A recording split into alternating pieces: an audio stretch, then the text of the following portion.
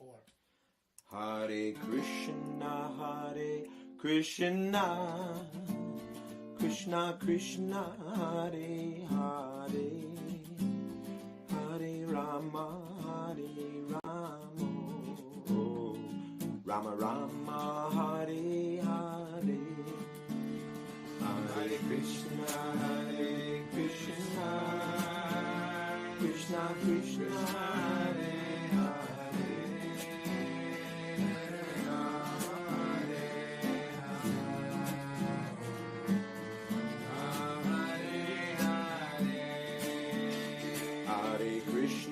Hare Krishna, Krishna Krishna, Hare Hare, Hare Rama, oh Rama, Hare Hare. Sí. Aquí está.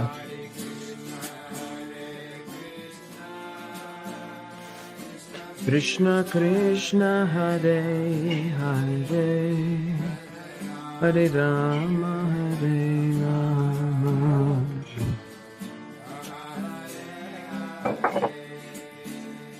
This is a different episode. Hare Krishna, Krishna Krishna, Hare Hare.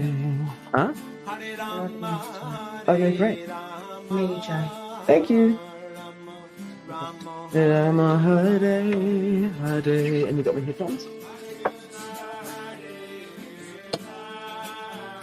You throw it to the Russian code. Okay. Mm-hmm.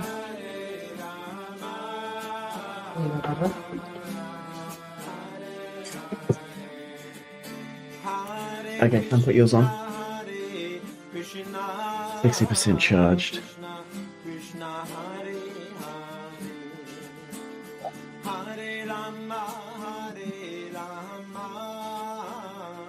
Rama Rama, Hare Hare. Say you're ready, brother. No, don't, not now.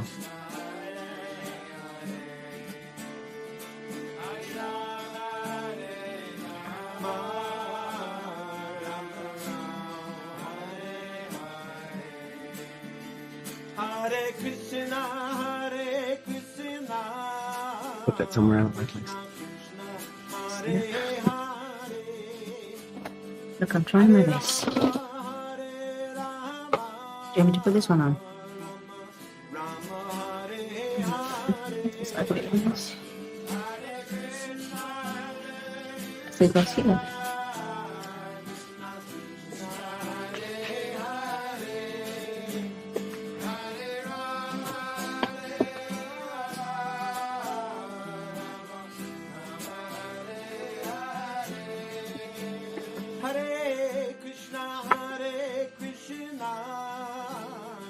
¿Escuchas?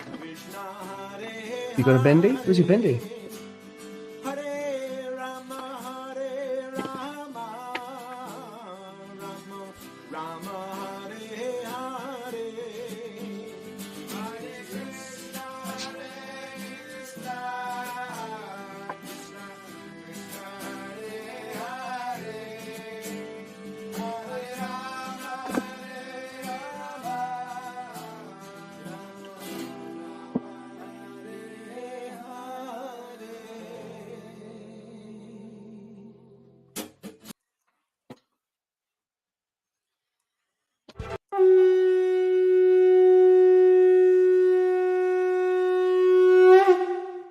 From the ethereal realm of devotion to the practicality of daily spiritual practice, across the vast landscape of Vedic wisdom and teachings, this is Vaishnava Voices.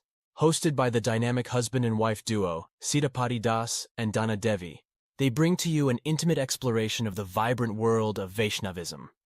Interweaving ancient scriptures with modern contexts, personal stories with universal lessons, they illuminate the path of love, devotion, and conscious living.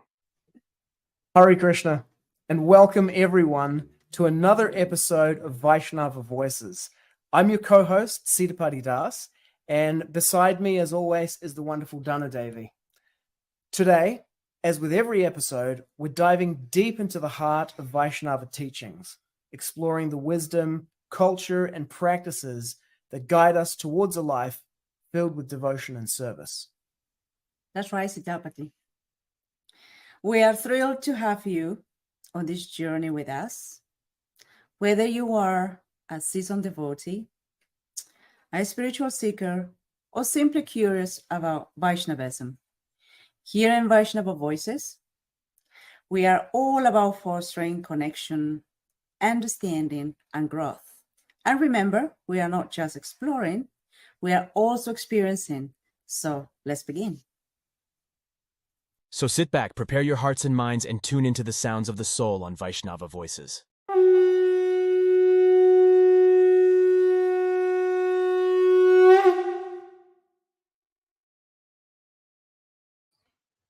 Param Vijayate Shri Krishna Sankirtanam, total world victory of Hare Krishna. My name is Sitapati Das. My name is Devi. And we need to do a new intro because that one's getting pretty old now. It is like ridiculously early o'clock. Let me get my green bottle out of the way here. Ridiculously early o'clock here in New Zealand in the future. It's Sunday, and we are joined again this week from the other side of the world and from yesterday. It is Tat Purusha and Padmasundari. Hare Krishna. Hare Krishna. Haribolo. Haribol. Hari Bol. Welcome back for another episode. After the raging success of the last one, people loved it. They wanted to see more of the two of you, and we wanted to hang out with you more. We don't care whether anyone else. We don't care what anyone else thinks. What we think is the most important thing for us, anyway. Yeah, welcome back. Nice to have you. To have us here.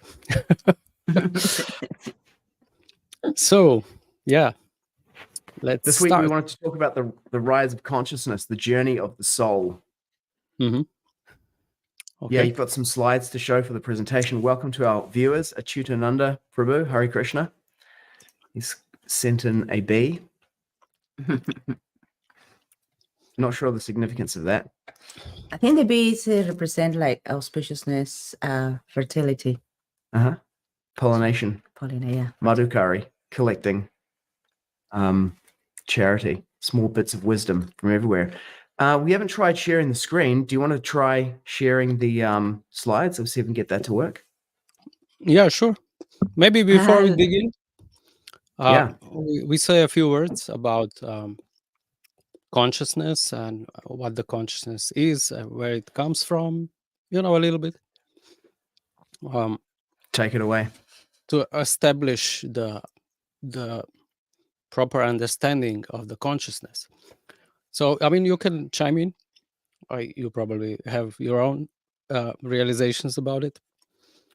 But for the viewers who are not, let's say, Hare Krishnas or familiar with Vedic viewpoints, maybe we can say a few words about consciousness or existence of the soul, where actually the consciousness originates from, or we could say it's not even separated. It's one and the same thing, as far as I understand. So, how would you describe consciousness to someone who doesn't have a clue? Well, I guess people's first thing would be like, that's when you're like awake, right? And then otherwise you're unconscious and you're asleep, or you're not aware of anything. So they might say it's like kind of two-sided. It's the experience of awareness of the universe, and then it's something that manifests symptoms of life, consciousness, like they can speak and they can, so you can both receive information about things, and you're also able to like project something. If someone's unconscious on the ground, you hold their hand and you say, hey, can you hear me? If you can hear me, squeeze my hand. What's your name? And then they can either, do something, say something. I think that's how most people, if they're not familiar with Krishna consciousness or Vedic philosophy, they're going to think about consciousness in that way, right? But even in the medical field, a person has passed away, but passed out. Mm-hmm. It's they call it unconscious.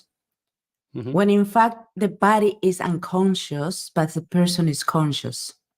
So, for example, if a person is about to pass away, the person can also still hear you out for few hours after he passed away. That is So so he- true. You know, like Yeah. after Param, my first wife, left her body, she was like still there, conscious. Like the ambulance people came in, hooked her up to a machine, you know, no like symptoms of life.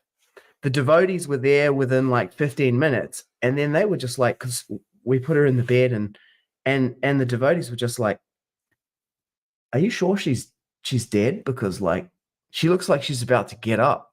And like, no kidding, like I'm 100% clear. She was there watching everything that was happening for Mhm. hours afterwards. They can hear you.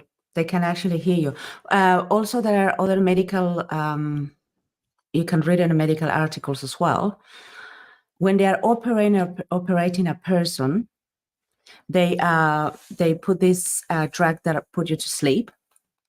Mhm. And now doctors has to be extremely careful when they are speaking about the person in front of the body, because they can Mhm. still hear you. They're still able to see in a different level what actually they're doing. They're seeing them, they're hearing them. And there are many accounts where people are still able to remember, say, I remember you say this to the doctors, like, Next what? minute they're sued. Yeah. And also that can create a lot of trauma for them, because whatever you say to them, it stays with them. Mhm. Yeah. So there's like that's probably how most people would think about consciousness. What do you think about that? Well, I have, for example, I will give you one name. Is Dr. Grayson. He did a study on about a few thousand people who had out of the body experiences, and there's a lot of such experiences, like you said, in the operation room.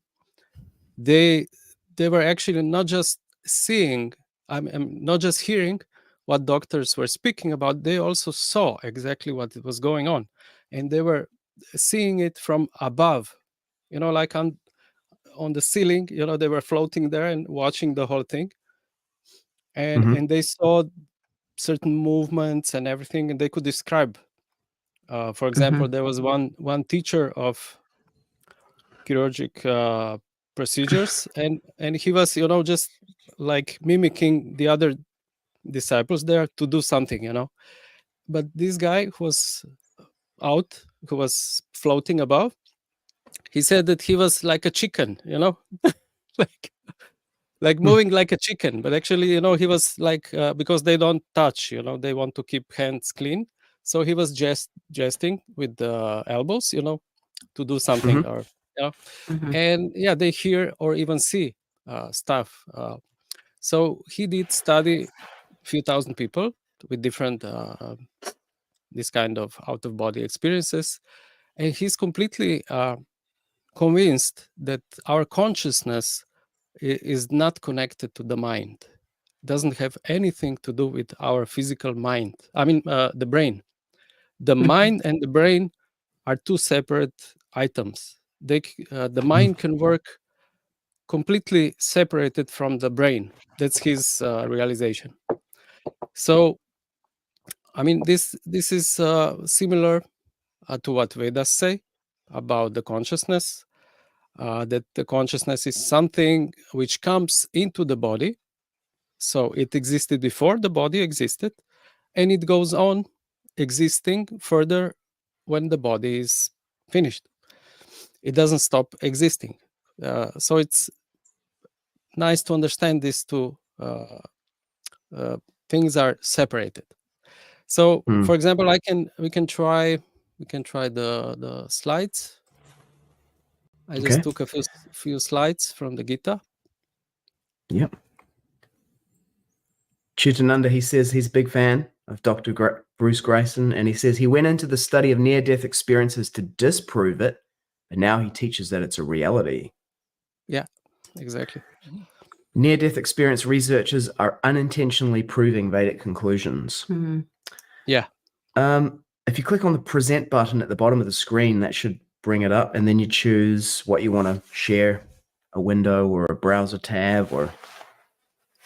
Let me figure it out. Mhm. Upload the file. Okay. So I upload all the files or just one by one? I have no idea.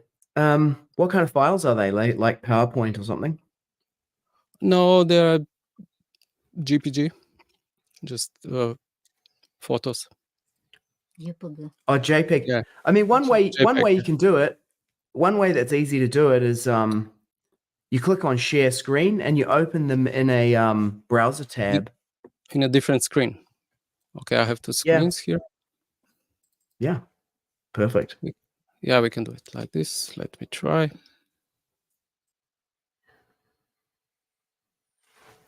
I think that was the wrong button because they disappeared. Technology. Yeah. Yeah, consciousness. And yeah, you know, when Param passed away, Mhm. there was so much about that realization and direct experience of consciousness from that. Mhm. Sorry, wrong button. Yeah. Okay, let me try Share again. screen. Share screen. Okay.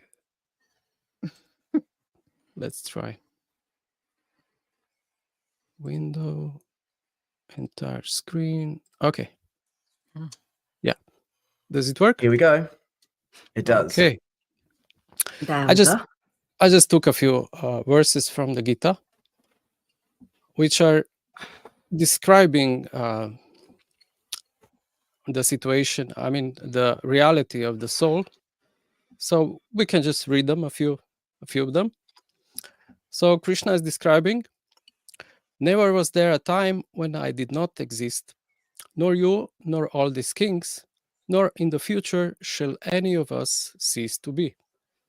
So he's hinting here that we exist prior to the birth and we exist after the so-called death. You want to add something? Please do. Just that there are a number of verses in Bhagavad Gita as it is where Srila Prabhupada's purport is quite extensive. And you hear in the purport that he's arguing against a prior commentator on particular verses. And so you go like, this is a verse that impersonalist commentators have used to establish an impersonal conclusion, or they themselves have given an extensive commentary on that verse to defeat a personalist conclusion, and this is one of them.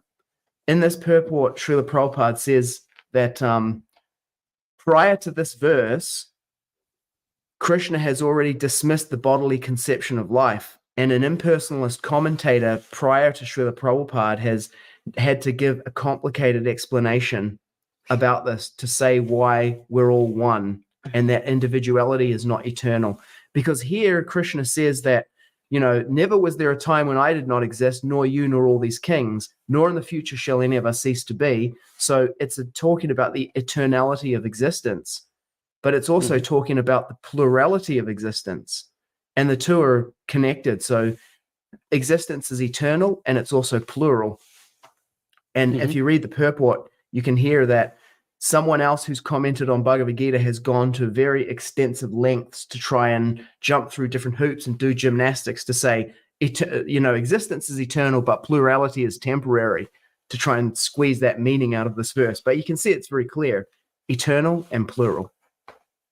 Yeah, and Krishna also says at one point that he remembers everything, while Arjuna does not.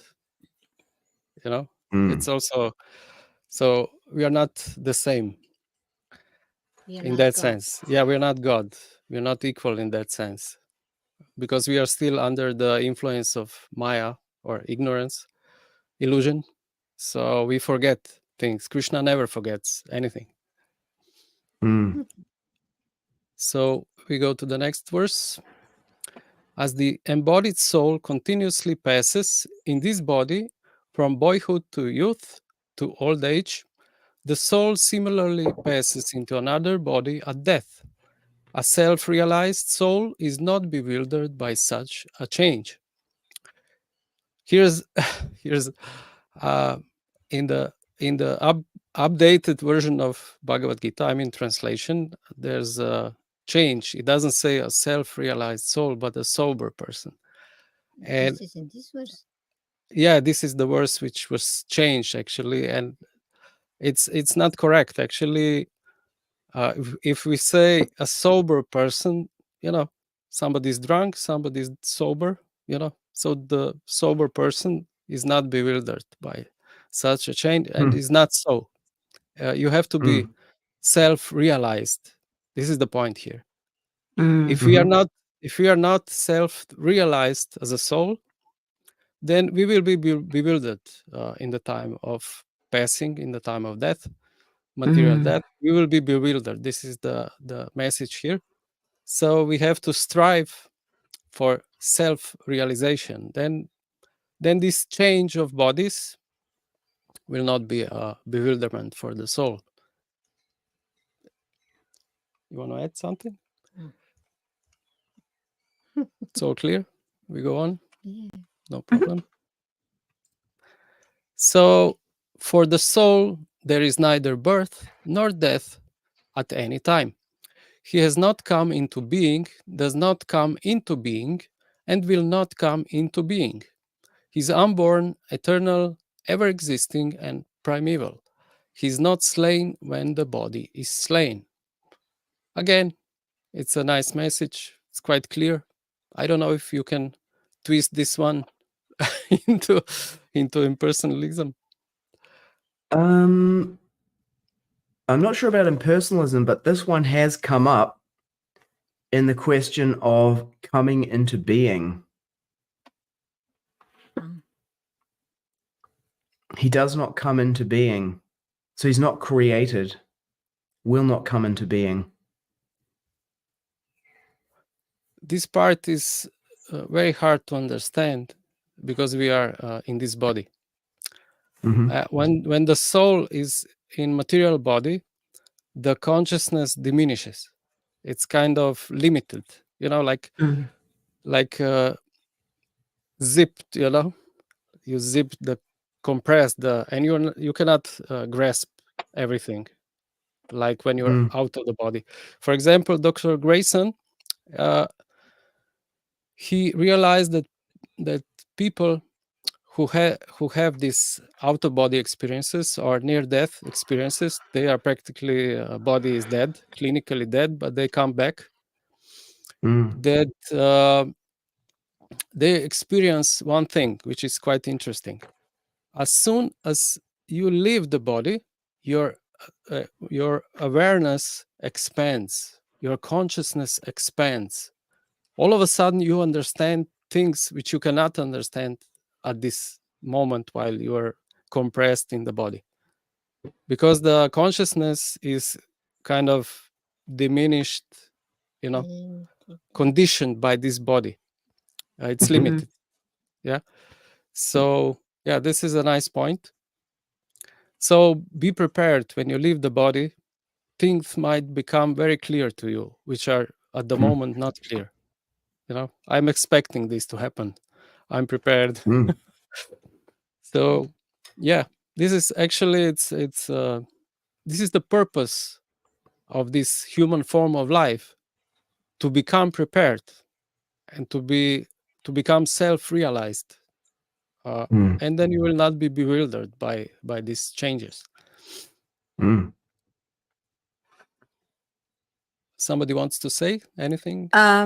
The part where he says he has not come into being does not come into being. So it's basically the past and the present, The soul will never be, or the spirit will never have a birth, a date of expiration either. That's how I understand. Yeah. We are forever as a soul. We don't have any beginning, and we don't have an end. But it's very hard to understand this while you are in material body. Yeah, because in the material world, sorry, go ahead, Mother. I mean, to me, it sounds like it does not come into being. I don't know, but it sounds to me like now at this present moment, nobody is coming into being. They were already, like no expansion is, like Krishna is Mhm. not expanding. Mhm. He expanded and that's it. I don't know. So this is a question people ask, and they say, well, like when I was born in the 70s, there were supposedly 3 billion people on the planet, and now there's like 7 or 8 billion people. So they're like, where'd the extra people come from? Well, this is easy to answer if you know the Vedas. The Vedas are speaking about unlimited universes, unlimited realms, planets, where the souls coexist. If you're not existing here, you exist somewhere else, you exist. And this unlimited number of souls, it's always somewhere. If you're not in a human body, you can be in other species also, even here. You can be in a blade of grass, you can be in animal body, you can be a bird, you can be on other planets. It's no problem. So now we have more roads, less grass, and then they have to come into human body. Well, yeah, they exist somewhere, so it's not a problem. It's a problem if you consider this earth to be the only thing which exists, and if this is the center of everything, and there's no The odd, only the center. only center, yeah, and the only living place, planet with living beings and so on, or humans have a human soul, for example. Like Christians, they often thought like this, that only the humans have a soul, animals do not have, like this. But the Vedic Yeah. knowledge gives another kind of explanation, which is the soul is a soul. There's no animal soul, there's no human soul. The soul is a spirit soul, and that's it. And the bodies are just vehicles, different vehicles, which you get according to your consciousness. If you have a different like- kind of consciousness, you get a different kind of body. It's simple as that.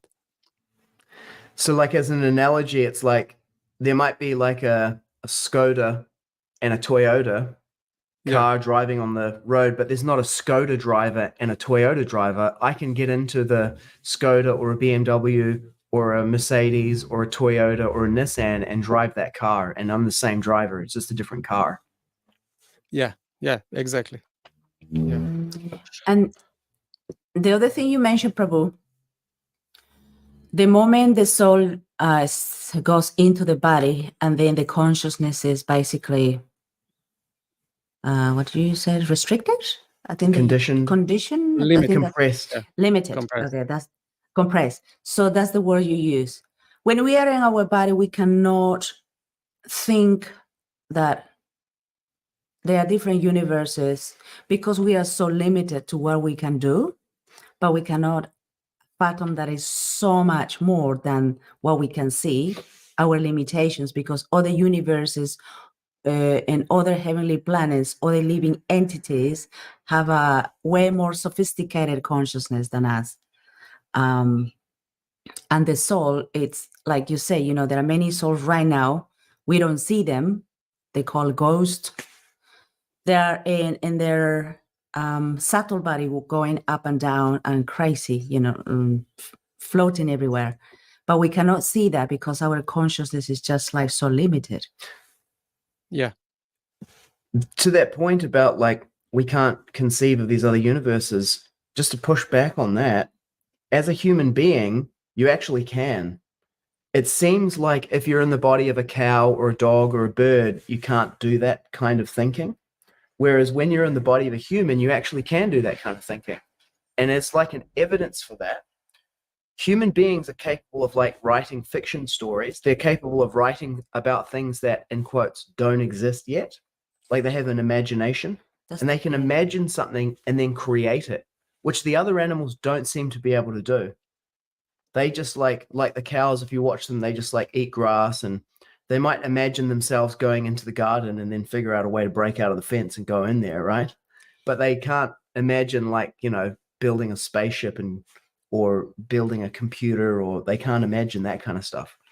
So the human body seems to have like faculties. Yeah, they do, but you know, every living entity has a different type of consciousness. So the consciousness of some certain human beings are a little bit more, how do we say, déjame encontrar una palabra. En español. A little bit more sophisticated, we can say, a little bit more awakened. Mm-hmm.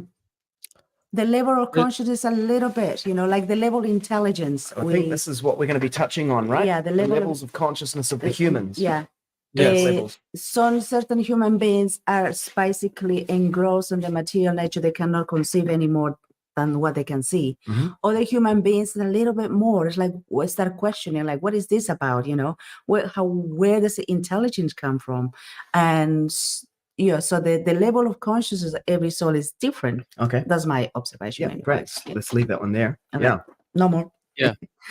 What I see in this life is that if I observe animals, they don't have so much freedom as I do. I have much more free will than they do. They are limited to certain activities, and that's it. They cannot, like you said, they cannot use imagination, create some weird machines or something, you know. They do not think in this way. They don't have such a liberty, such a program, but we have.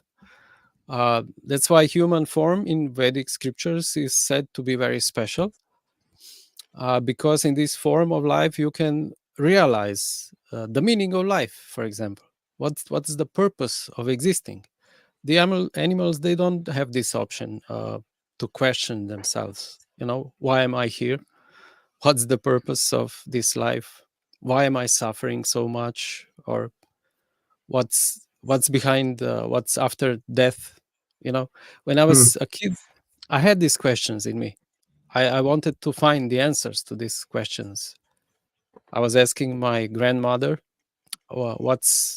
when death comes, what's gonna happen to me? And she didn't know. She said, then everything is finished, blackout.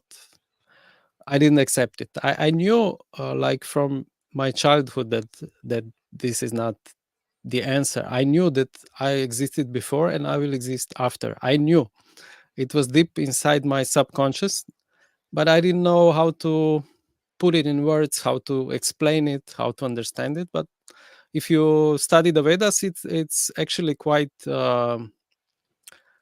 understandable. It's a spiritual science. It's not a belief system. You know, when you read these verses and if you have a little bit of intelligence, you can understand. It's not a belief system, which I like very much about the Vedas. It's not just, you know, because something is written there, then you have to accept it. You know, there's actually, you can grasp it, you can understand it, observe it in your life, that this is so. So this is fascinating about studying the Vedas. We can check the next verse. I think I think this is the last one, which I put inside. So as a person puts on new garments, giving up old ones, the soul similarly accepts new material bodies, giving up the old ones, the old and useless ones. So this is basically what happens in the time of death. You just change the body as you change the garments or the cloth. When something is worn out, useless, damaged, then you get another one. That's how it works. And it's also interesting, in the Vedas you get the information that whatever the consciousness you have in the time of death, that's what you achieve in your next life. That's going to pull you towards your next body, according to the consciousness which you have at the time of death.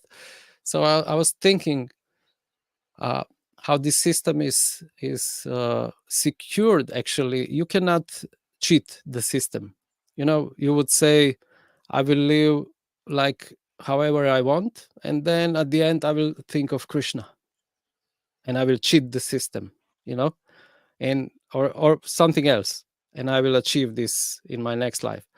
It doesn't go like this. I have studied this near-death experiences a little bit, and there's often people say that you see your whole life in front of you, you know, like a movie. It goes very Mhm. fast. And I was thinking about this, and actually you will get a lot of emotions when you're observing your whole life.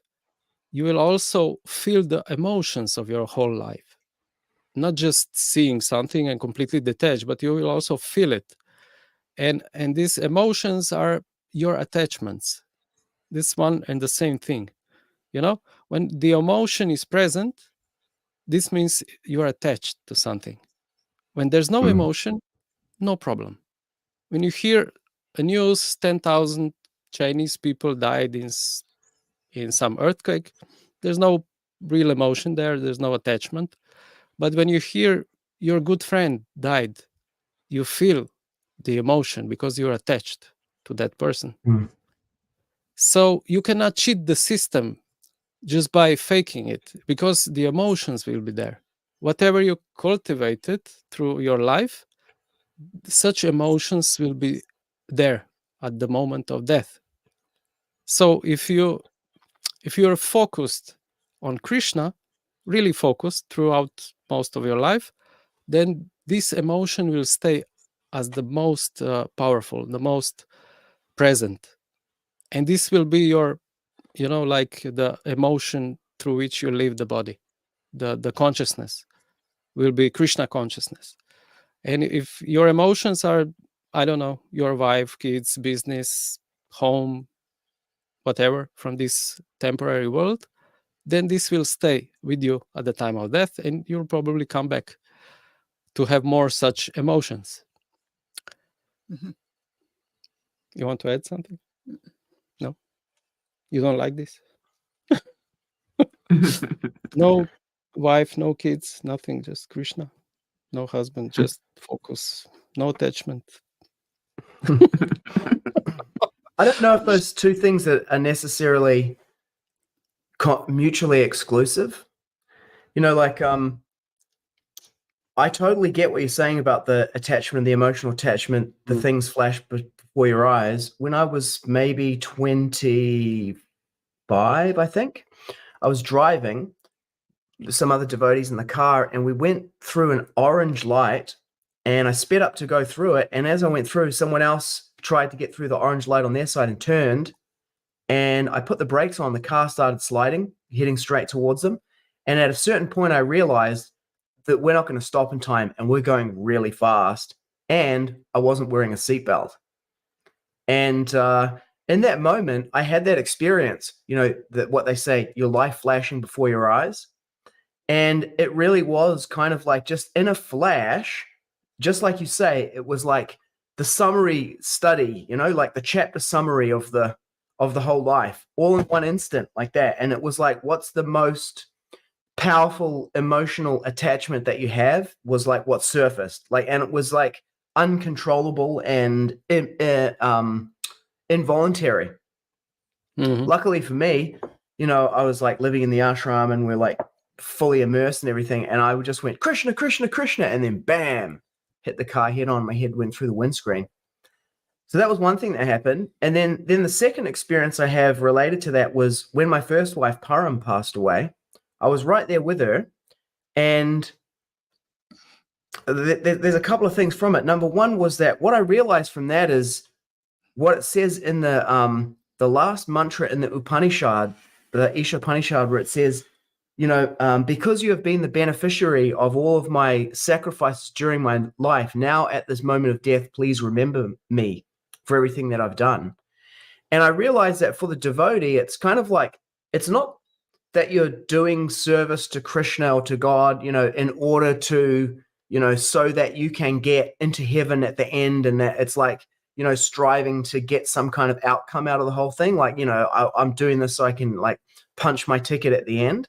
It's kind of like you just do it, and then whatever happens, happens. He can handle me roughly by his embrace. He can make me brokenhearted by not being present before me. At the end of my life, Krishna will do with me as he wants. He can take me back. He can throw me in the trash. He can put me in another material body. He can just do whatever he wants. It's kind of like, it's like going beyond the idea of like performing devotional service in order to get liberation.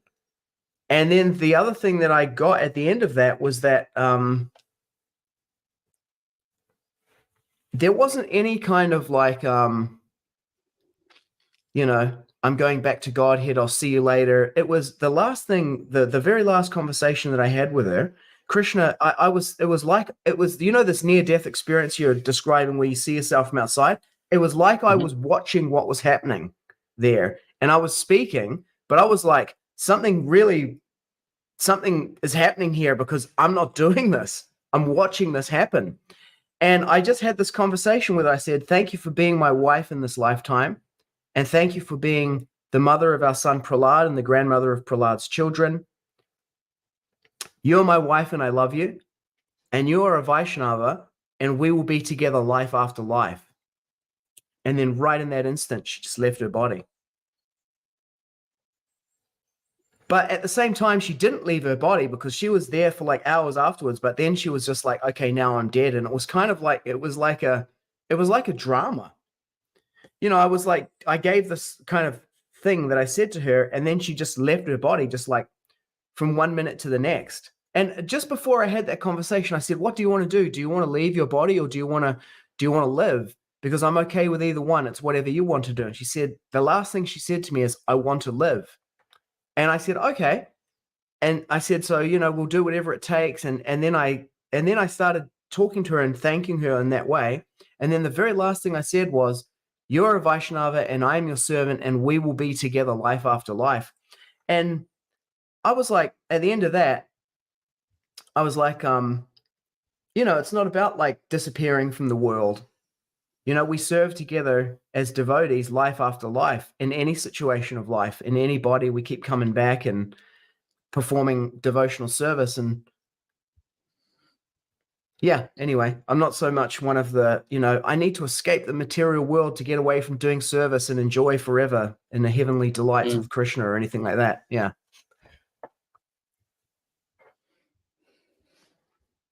I don't know if there's any point to that. That's just, I'm sharing. I can say something. Soon we will see these levels of consciousness. I wanted to, when I was with devotees, they had so many arguments. Like on one side, you have total tattva, truth, but it can be cruel. Like it's your karma, and you have to endure this karma. But on the other side, we have like rasa, relationships, and devotees also can put arguments from that point of view. And I didn't know how to evaluate all these arguments, even when there was like for instance veganism in Krishna consciousness, about the cows. Should we drink their milk or not? And I was thinking how to see what is higher and what is lower, and why do devotees have all these different arguments and cannot agree, things like that. And then when I got to understand levels of consciousness more, then all of a sudden I could understand, okay, he's talking from that level and she's talking from that level. And then it was much easier for me to evaluate arguments, people in a way, and myself. And when you know who you are dealing with, it's much easier to have a relationship with that person. You know what you can expect. Wow. Powerful. This levels Yes. of consciousness. Yeah, you say. Oh yeah, so it sounds like this levels of consciousness really is a very powerful lens for viewing the world through. Oh yeah. Yeah. Oh yeah. Also in relationships also. I'll just give one example. How in Srimad Bhagavatam you have this. For example, one king meets a yogi or a tapasvi, and the first thing they do, they kind of introduce themselves, who they are, so that you know who you are dealing with, then you can have a relationship based on what their consciousness is. One is a king, has different duties, has different consciousness, and the other one is a yogi, mendicant from the forest. He has different kind of consciousness, and then they can relate, they can have interaction based on knowledge. So but today in this world, it's Kali Yuga, especially now in these times, it's so crazy. Nobody actually knows who they are, what they represent, what their consciousness is, and neither they know themselves, neither they know others. So it's a complete confusion. And yeah, it's good to know, to have more knowledge. Then the conversations and relationships are much easier. That was my point. Yeah, great. I think this consciousness, levels of consciousness discussion is going to be like a bomb for many of us. I see it when you say like level of consciousness, how to understand people according to their level and have a conversation or relationship with them. I see it like from adult, young, and teenagers and kiddos and children, it's like, I can see it in that way and I can relate them in that way. It's like, that's one analogy that I got from that. Powerful. I'm so Okay, happy, so thrilled to see what level of consciousness my husband is. okay, let's move to the first level of consciousness, which is called Anamaya. Ana means grains, Maya means a certain type of illusion we are in, let's say. So let's see this from the perspective of the soul coming into this world, accepting a material body. And this is the first level of consciousness we all went through. You cannot avoid this. It's the level of consciousness where you are aware only of very gross physical. You have very gross physical perception on this level, and it's quite egotistic. How do you say egoistic? Level of consciousness, because you consider yourself to be the center of universe, and all your senses are all you know and you care about. For example, kids are often everything that they put everything in their mouth. That's how they relate to the world at the beginning. That's all there is for them. So we could say we are a big hedonist when we come into this world. We all are, to a certain extent. And as we will see later on, how the consciousness expands, how you become aware of different things. So let's say Anamaya is the level, the first level of consciousness, where our sense gratification is everything we know, everything we care for. We are only interested in our own happiness. And as you can observe, I put some photos which relate to many kind of people also later on in their life. It doesn't mean that you always or in all situations move away from this consciousness or raise up your consciousness. Many people even later on can still remain in this hedonistic consciousness, egocentric. For example, all these all these devices which are given to us, the modern devices, actually put us more or less in such kind of consciousness. We become less aware of other people around us. We are just concerned with our tiny focus in our own thoughts, devices, and so on. Here's a nice internet. It says internet. If you turn around the photo, it says internet. It's like a drug, which sucks you into this kind of consciousness. Or typical hedonism from the Roman times. They were eating, then when they were full, they were vomiting, and so they could eat again. This is the result of such consciousness. Also, I think I have another photo. Yeah.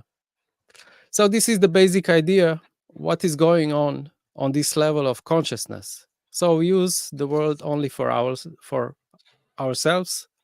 We do not care for others, how they feel around us. We don't care much. The goal is to satisfy only one's own senses.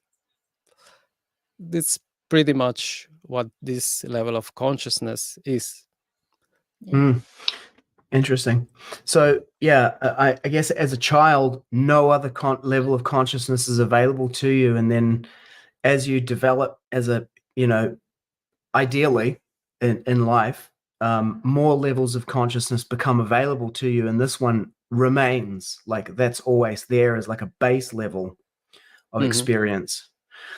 Another interesting point about this is it's interesting. Muchakunda is in the chat, so he's watching. We went down to Wellington during the Parliament protests of 2022, 2 years ago, and we chanted there. We did Harinam Sankirtan for 23 days during the protest, and devotees came. We distributed 3,000 plates of prasadam a day. It's interesting that some devotees, in criticizing that, they say, "Oh, you guys were just there just having a good time just because you wanted to. Like you didn't think about the impact on anyone else or what it would do or anything. It was just," so they basically, their charge is that activity and doing that was motivated by this level of consciousness. You just wanted to satisfy your own senses, and you weren't striving to please others, and it was just all about yourself. So it's interesting that they point to that activity there as being hedonistic. Good point. Yeah, good point. They were projecting this onto you. Yeah, most likely. I'd say so, because it was like super austere. It's like, a few hours of sleep on the ground in a cyclone, freezing cold. It's like, this is not really hedonistic at all. This is like reminding yourself human life is meant for austerity. So projection might be a good explanation for that. Yeah, the other thing I saw about this type of consciousness, I think I shared that with one friend, and I think she freaked out, probably understood maybe she didn't expand more about her observation about the things, I don't know.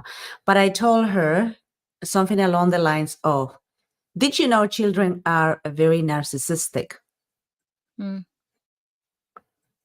And I think she just disliked that. But the observation here about hedonistic is like me, I and myself, the center of the universe. And most people with narcissistic personality, it's all about them. They don't care about your feelings. They have even no connection about emotions or anything. Yeah, they're kind of stuck in this level, right? Yeah, everyone else in the world is an NPC. I'm the only player character. Yeah. Yeah. And children are like that because they always want attention, It's me, and I, and myself, and you just like I saw a video like a slave like that. of Nimai Hawkins leading kirtan. He's leading kirtan in somewhere in a temple room. There's all devotees there, and he's doing, the big epic kind of opening kind of thing. And then his little daughter is there going, "Daddy, daddy, daddy, daddy, daddy," like this to him. And so he kind of like has to sort of break out and give her some attention and then go back to it like that. Yeah. Yeah. Yeah. Children are like that. Yeah. And this often happens if people are later on still stuck in this consciousness. Might happen because of traumas, different traumas, or they never experienced real love from parents, real attention, because you have to give them attention. Even you cannot say, no, you're just in Maya, you're in Anamaya completely, I'm not giving you any attention. This is not correct attitude towards them. But they need to feel loved, to be loved, and to get attention when they need it. I mean, not when they're 15 and act like 3 years old. That's already a little bit strange, but when they're young. Yeah. How old are your children now?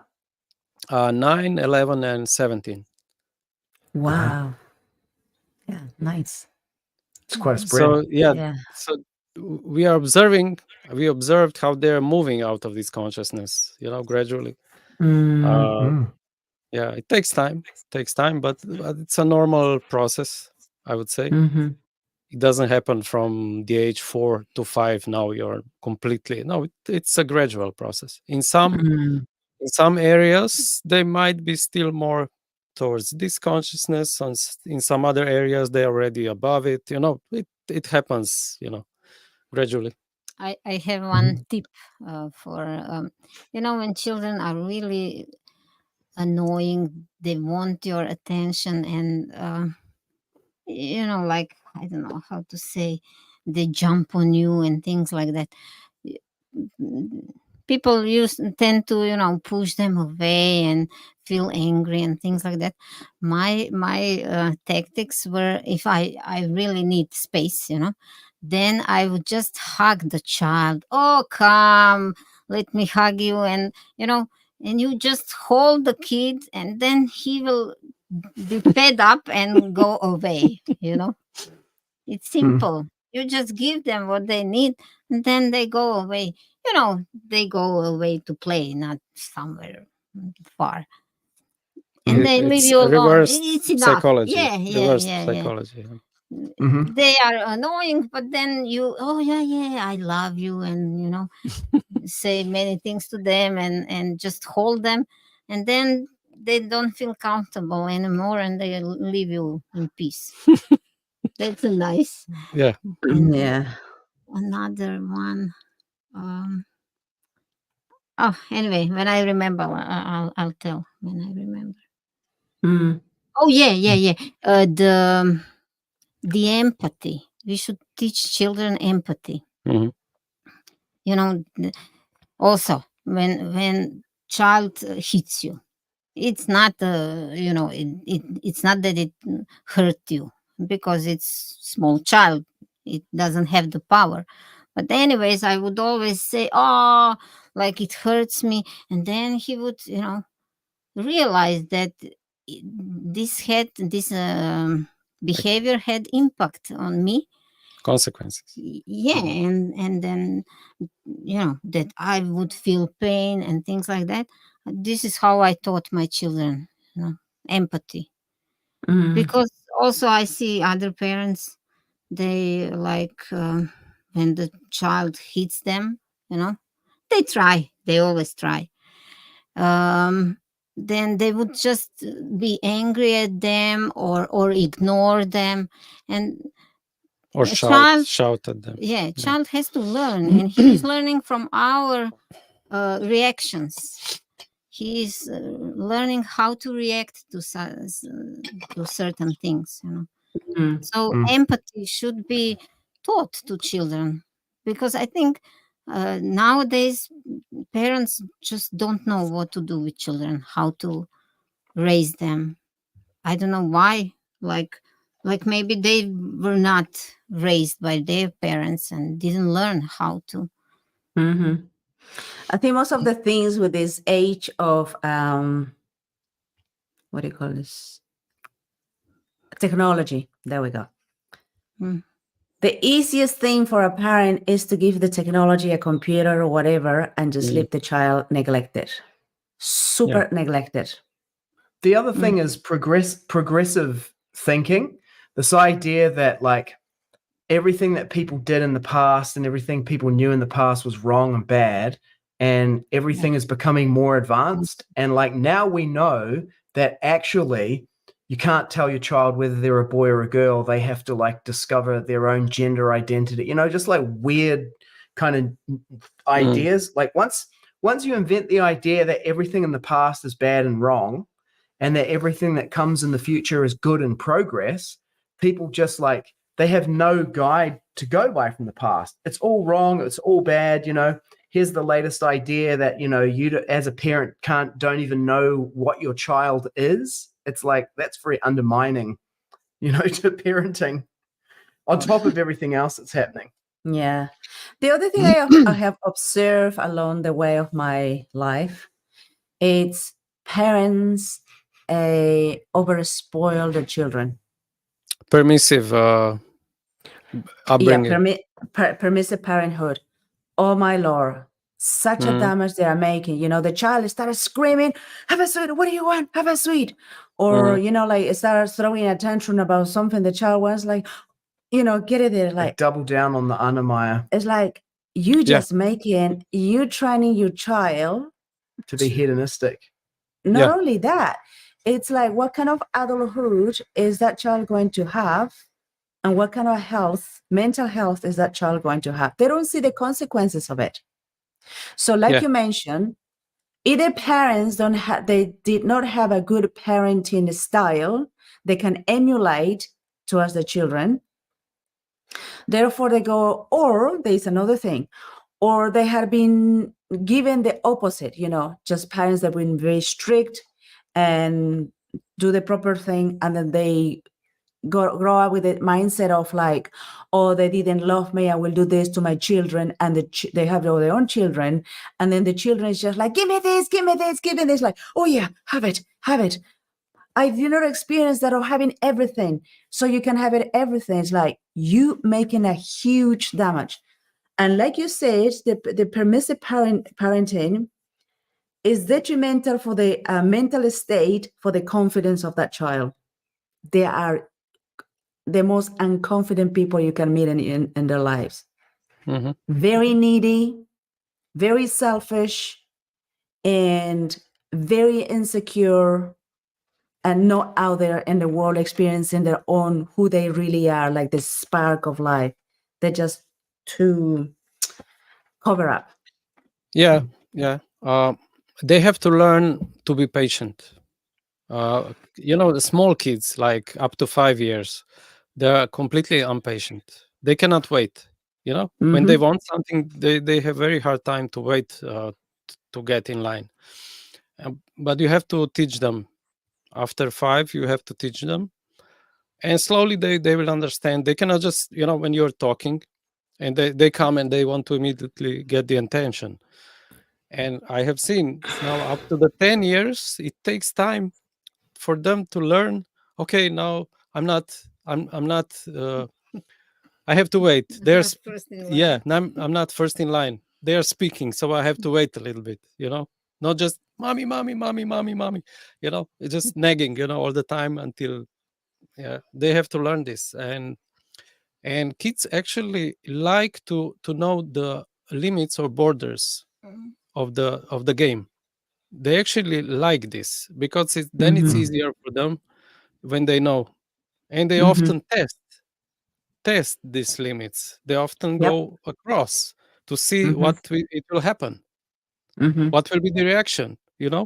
They will purposely test you with something.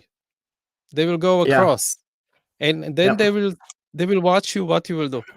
And this is very important moment, because if you don't give them proper reaction, they will think they can do anything. You have to show them consequences. If they step over some border, you have to show them some consequences. They have to learn this. Otherwise, they will think anything goes, anything is possible. I'm the center of the universe, even later on. And that's how you get the narcissistic and so on people. Yeah. Controversy time. Controversial point.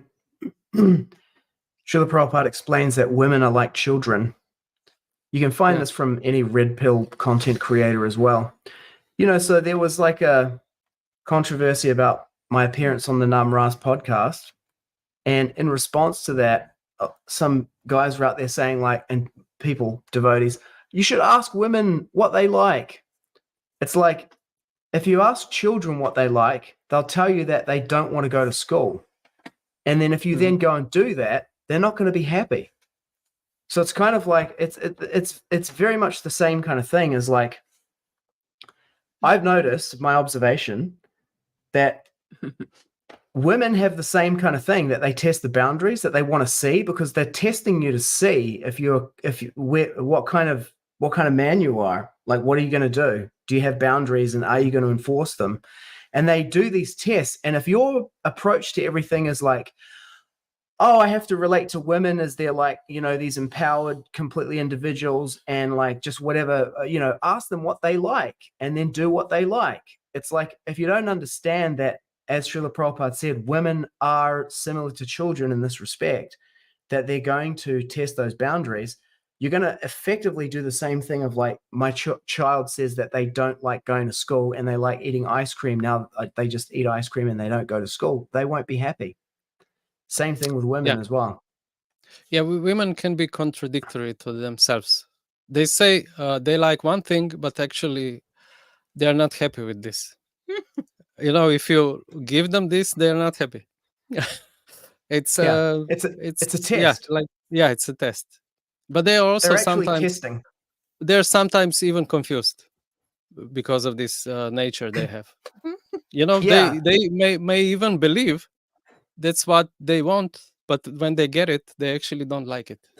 It's just like a child, right? But it's just like a child is exactly the same way. Oh yeah, I don't want to go to school and I just want to eat ice cream. And then, like you said about permissive parenting, in the end, they're deeply unhappy if they actually get that. I mean, one way to think about that with women is that it's like, it's subconscious, it's an unconscious behavior, but it's designed, it's part of the design that they do these tests to actually test you, and it's like a legitimate test. It's not like you can tell that they're just pretending. It's a legitimate test to see how you'll respond to that. I see it happening all the time. We'll just go for some time and everything will be going really well, and then suddenly, just out of nowhere, it's just like, what is happening here? Like, I didn't do anything. Like, what's triggering this? And it's kind of like another boundary test that my wife is testing me to see if there's a boundary there and how it functions. You know, it's like a reassurance kind of thing. And so, you know, in the beginning, I was kind of like, you know, like, this is annoying. Will this ever stop? You know, but then after some time, I was like, if it does stop, you're in trouble, because she's just given up on you at that point. She's probably going to go off and hang out with a Swami instead, you know? She's going to find, you know, go out and just be hanging out with someone else. Otherwise, you have to keep passing those tests. They just never stop. Welcome to the world. I was listening to one podcast lady, and she was explaining that actually woman who has a partner or husband who's too much predictive and does everything what she wants, she will actually lose respect for this kind of guy. And if women loses respect, then she loses the attraction, and she doesn't want to be with him anymore. So a man has to be unpredictable. So she has a challenge, you know, and he has to be more detached. She has to be more attached to him than a man to his woman. Yeah, but if you're just asking them what kind of man they want, then they start to describe another woman. You know, if you ask them theoretically, they start to describe another woman, you know, like to discuss things, you know, and good listener, and you know, so on. Actually, they're they're describing another woman. But if you give them such a person in a man's body, they will not be happy. Anyway. Okay, you were in a woman's body. Maybe you should say something. We actually did this, you know, like on some seminars, we would ask women to describe a man, and then they would have to see what they said and actually see that they were describing a woman. A female Really good. mind, not a male mind. Yeah. Mostly that sounds like a beta males, you know. Oh, Yeah, just yeah. listen to them and just be so sweet. It has a place, though. It has a place. As a woman, Yeah, yes, sure. I do want someone to hear me out and to listen to me, not to be ignoring and just being this psychopath, feelingless, uncompassionate, rough guy. Like, okay, this is not mine. There's the combination of, well, let's call it a balance nature of a person where it's like, I hear, you know, be empathetic, I understand you, and use the manly, you know, analytical perspective to explain things. I like very analytical guys, you know, always thinking beyond, outside the box, and, you know, getting a ways of being that are uncommon. Because I get really bored quickly. Yeah, you And because one of the reasons I stay single for a long time after my previous relationship is like, I don't want one of those anymore. One of what? You know, like there's Beta. nothing exciting. Like, you know, he's so cool at doing this and I love that, you know, or he's like, the way he explained, I love it because, you know, it makes me think about those things. And I love my mind being entertained and always like puzzled. I love that. As otherwise, just like, what do I do with my sister? Unpredictable is what you're pointing to. It's like, yeah, and you got to have both of those things. Like, you can hear it in the description. You want like a personality who's a contradiction. It's Ram and Ravana either in the same person, or you're going to end up having to have, you know, two. You're going to have the provider husband at home, and then you're going to be off with the Swami feeding cake to the children, you know? Oh yes, and giggling. Yeah, that's your classic ISKCON arrangement, you know? The beta male, you know, who's like suppressed at home. And then or, you know, you have the other way where you're just like you're complete Ravana kind of character, like fully unpredictable, masculine, immutable, like immune to anything, because you have to have that immunity to your wife, like what her feelings or anything. She's crying. It's like children. The child's crying. If you just become like oh yeah, I'll do anything, you know, kind of bending the knee to that, that's not going to go well as a parent. And then if you do the same thing with a woman, you know, she's like, oh, this is great. You know, I can wrap this guy around my finger. And then after, you know, you're lost. But on the other side, if you're a complete lacking any empathy psychopath, like you have no emotions and you're just like looking at her and you're just like, whatever, you know, she actually finds that attractive. But that's why women will get with these guys who are just absolute psychopaths. Psychopaths can make a killing with women because women are super attracted to that. But the problem is that if that's the only thing that you've got, that's not enough to actually build a relationship, which is why all these women are out here saying, oh, men are bastards and he did this to me and he was terrible and everything. It's like, why do you keep choosing those guys? Because that's attractive. It's the opulence of renunciation. So you have to have the opulence of renunciation as a man. And that means that you don't go out and do a survey about what women like, you know, and then you're not on Facebook saying, Namras and Sitapati need to go and ask 60 women what they like. It's like, dude, they don't even get that what the woman will tell you depends on who's asking, you know, like if I ask a woman what she likes, I'm going to get a different answer than Mr. Beta Male's going to get. Yeah. They often do not speak what they really think about. That's and I get in trouble when I speak my mind. and to be sorry, what? I get in trouble when I speak my mind. I said, do you? Oh yes. Say more about that later. Okay. Later. Sure. We can have a deep and meaningful conversation about it. Get yourself ready the for other the thing, punches. just to be responsible for something I said then, it's also depending on who, like I said, it depends who asks, but it also, like, you know, it would be easy to go like, oh, this guy thinks he's an alpha male, blah, blah, blah. Look, it depends on how tall the woman is as to how she's going to perceive me.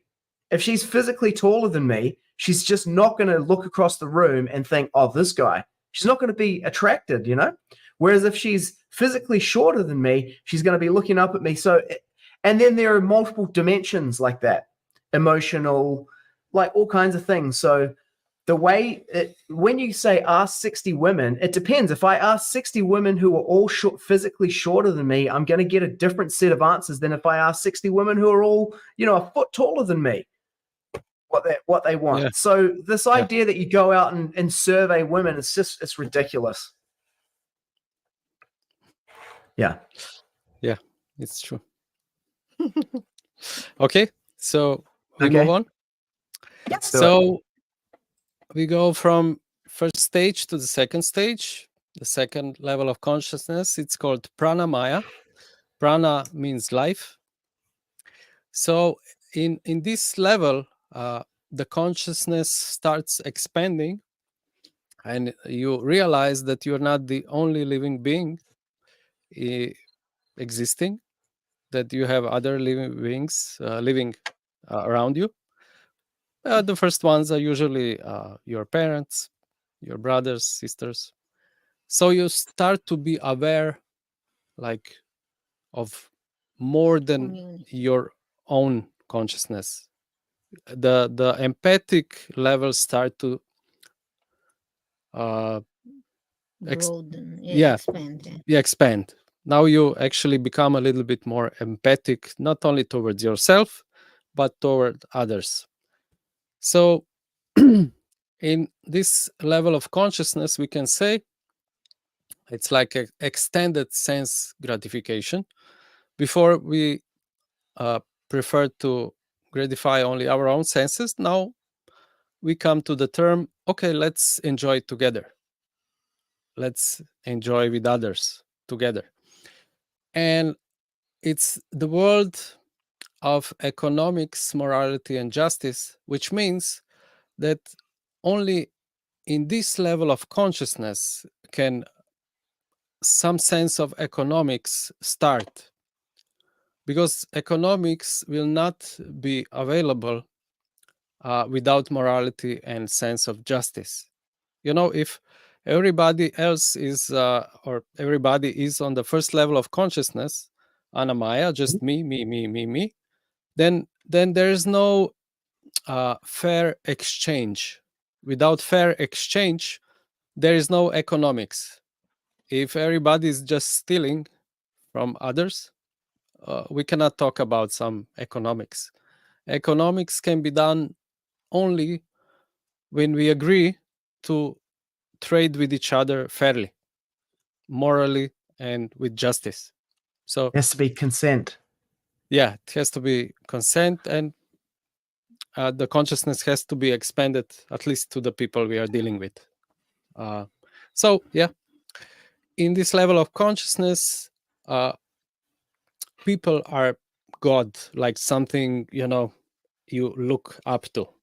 In the first level of consciousness, your senses are kind of a God for you. Yourself. I am God. Yeah, I am God. Yeah. And Yeah. here you can expand this, and we call this humanism as a philosophy. This is the level of consciousness the humanists are. It's a second level of consciousness. We can see in this level of consciousness certain congregations start to happen around different topics, different interests, you know. I recognize this slide. This is the UN Sustainable Development Goals, right? Yeah. So they're promoting this level of consciousness, which is not enough. When we go on, you will see this is quite low level of consciousness still. It's still pretty much materialistic, you know. But it's a consciousness where people start to connect, help each other. Community grows in this level, and we start to use this world around us together for some goals which are like part of me and you and her and so on. Some community. Some community, yeah. Like some people save dolphins, and you know, Yeah. So they have some interests. yeah, I think I have another one. Yeah. So in this level of consciousness, people start to form many isms, veganism, communism, this ism, that ism, that's part of the consciousness. So it's a level of consciousness when we take into account the feelings of others and their well-being. So our consciousness, how do you say, not consciousness, but empathic levels are broadened. We start to feel what others feel, which is nice. So we are kind of expanding our consciousness toward others. Mm. This is the second level of consciousness. So if This you want is- to add something, yeah. Yeah, this is the level of consciousness that they leveraged heavily during the pandemic, especially here in New Zealand, but everywhere. Here in New Zealand, very, very clear, be kind was the slogan. And it was about, and it was all about like, I'm not wearing my mask for myself, I'm wearing it for others. It doesn't protect me, it protects other people. And two things about that. First of all, I think that the devotees who accused us of being hedonistic and on that level of consciousness, I think they were on this level of consciousness. And then they were like, well, these people are not doing what we're doing, so therefore they must be doing this hedonistic thing. Like they're on a lower level of consciousness. So they viewed us in that way. And the other thing was yesterday we went for a walk up the mountain. It was like 4 hours return there and back. And while we're doing that, I was thinking back to 2020 and my Facebook account that got deleted. On there, I did a post and I opposed wearing masks and I refused to wear a mask because I could see that what they're doing here with the mask wearing is if they can make you accept a mandated medical intervention with no evidence base for it, on the argument that you're not doing it for yourself, you're doing it for others, the very next thing that they'll do is they'll use the exact same structure of the argument to get people to take the vaccine. What they'll do is if you accept the structure of the argument, you can now replace the items in the argument and do whatever you want. I'm like, I'm not taking a mandated medical intervention with no evidence. I'm just not. I refuse. And this was leveraged to do it. We take into account the feelings and well-being of other living beings. It was heavily leveraged to ride roughshod over all kinds of higher kind of considerations, more abstract, like, political constitution, rights of living entities, structures of society, all that kind of stuff. It just went down to this kind of sentimentalist kind of idea. The other thing I can see here immediately when you say this community development and the well-being of other people and empathetic, I see all of these philanthropists. People, philanthropists. All of the Bill Gates and the king or the king, humanists, all and so on. like all for the humanity days and the big famous people, opening a school for the poor children or whatever. It's like this humanist philanthropist. There's another one as well to describe. I can see them like they want to do the good for other people, share a little bit that I have just to show you that I have a good heart, I'm empathetic. I'm God, like I'm not saying that's bad. I'm not saying that's bad, but that's bad. I'm not making it wrong, but I can see immediately who these people come forward when we talk about the level of consciousness. Can I just say one more thing? I agree with Bill Gates and Klaus Schwab and the others.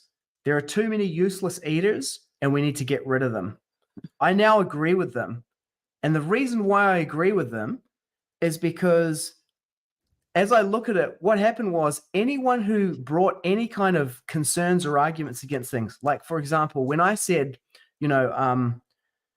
accepting a medical intervention with no evidence is going to lead to them forcing people to inject themselves with something, what came back to me was, you're hedonistic, you're selfish, you're a selfish person. I'm like, I can't believe that I'm literally out here sleeping on the ground in a cyclone fighting for you and then you're turning around and saying, oh, you're selfish and you're like a child and you're like, you know, and just the condescension of people treating me that way. I was like, you know what? Please take the injection and get as many boosters as you can. Bill Gates, I'm 100% on board with you. These people are so stupid, they deserve whatever they get. That like it's actually converted me. I'm like 100% on board with the depopulation agenda now. I'm into it. Well, I would say it like this. I can acknowledge that there are many, let's say, useless eaters. I would say there are many people with very low level of consciousness present, and this is bringing everything down. The complete society, it goes down. The overall consciousness is very low because of majority with the low consciousness. But I don't see a solution to kill them. I see a solution to help them bring their consciousness up or expanding their consciousness, which can happen if you have a system which has a goal to expand the consciousness of other human beings, but they don't have this so-called elite. They are still very selfish themselves. They are not on the high level of consciousness, and they're speaking from this level of consciousness. Yeah, we have too many such people, we have to get rid of them. They think like this because they are all themselves, they are also on a low level of consciousness, first level. Just me. Why I want this earth and all the riches on the nicest things for me. Why you are polluting my oceans, my nature? This is mine. They think like this. That's why they think, oh, we should kill them. But it's a wrong attitude. It will not help. In one sense, it's a sinful thinking like this. You get bad karma for this. You're not God. Also, they did this.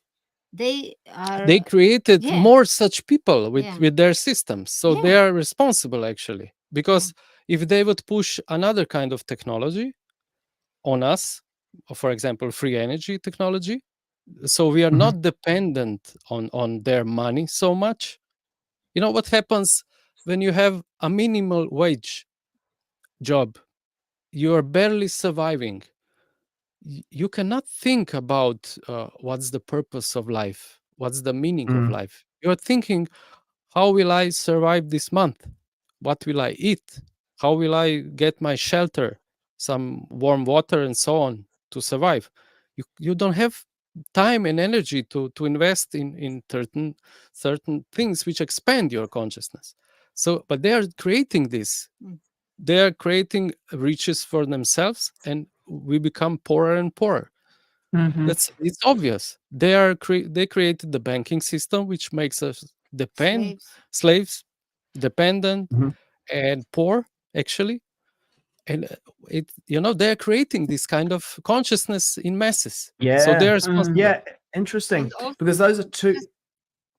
And also one more thing, like in Bhagavad Gita, it is said that what leaders do, masses will follow. So So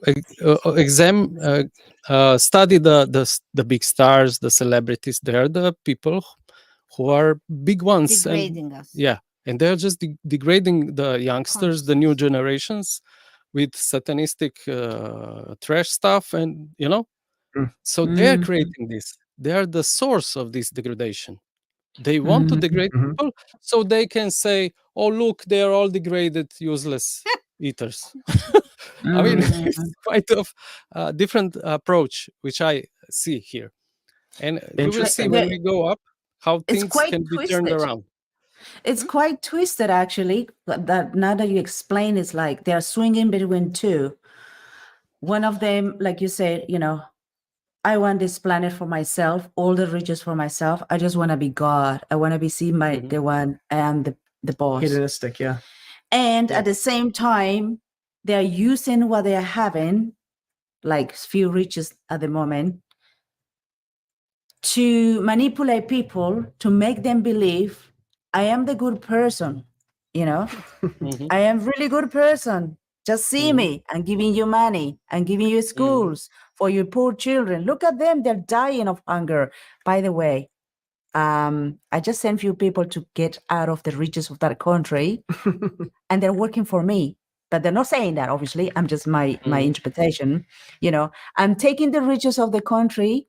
Oh, I'm giving them job to these children to work for me, to take all of the metals out of the earth, and then I'm providing these guns and machineries, and I'm making this group to hate this group, and then look at them, they're fighting. I'm the good guy, you know, let me go and send them my troops to make peace with them.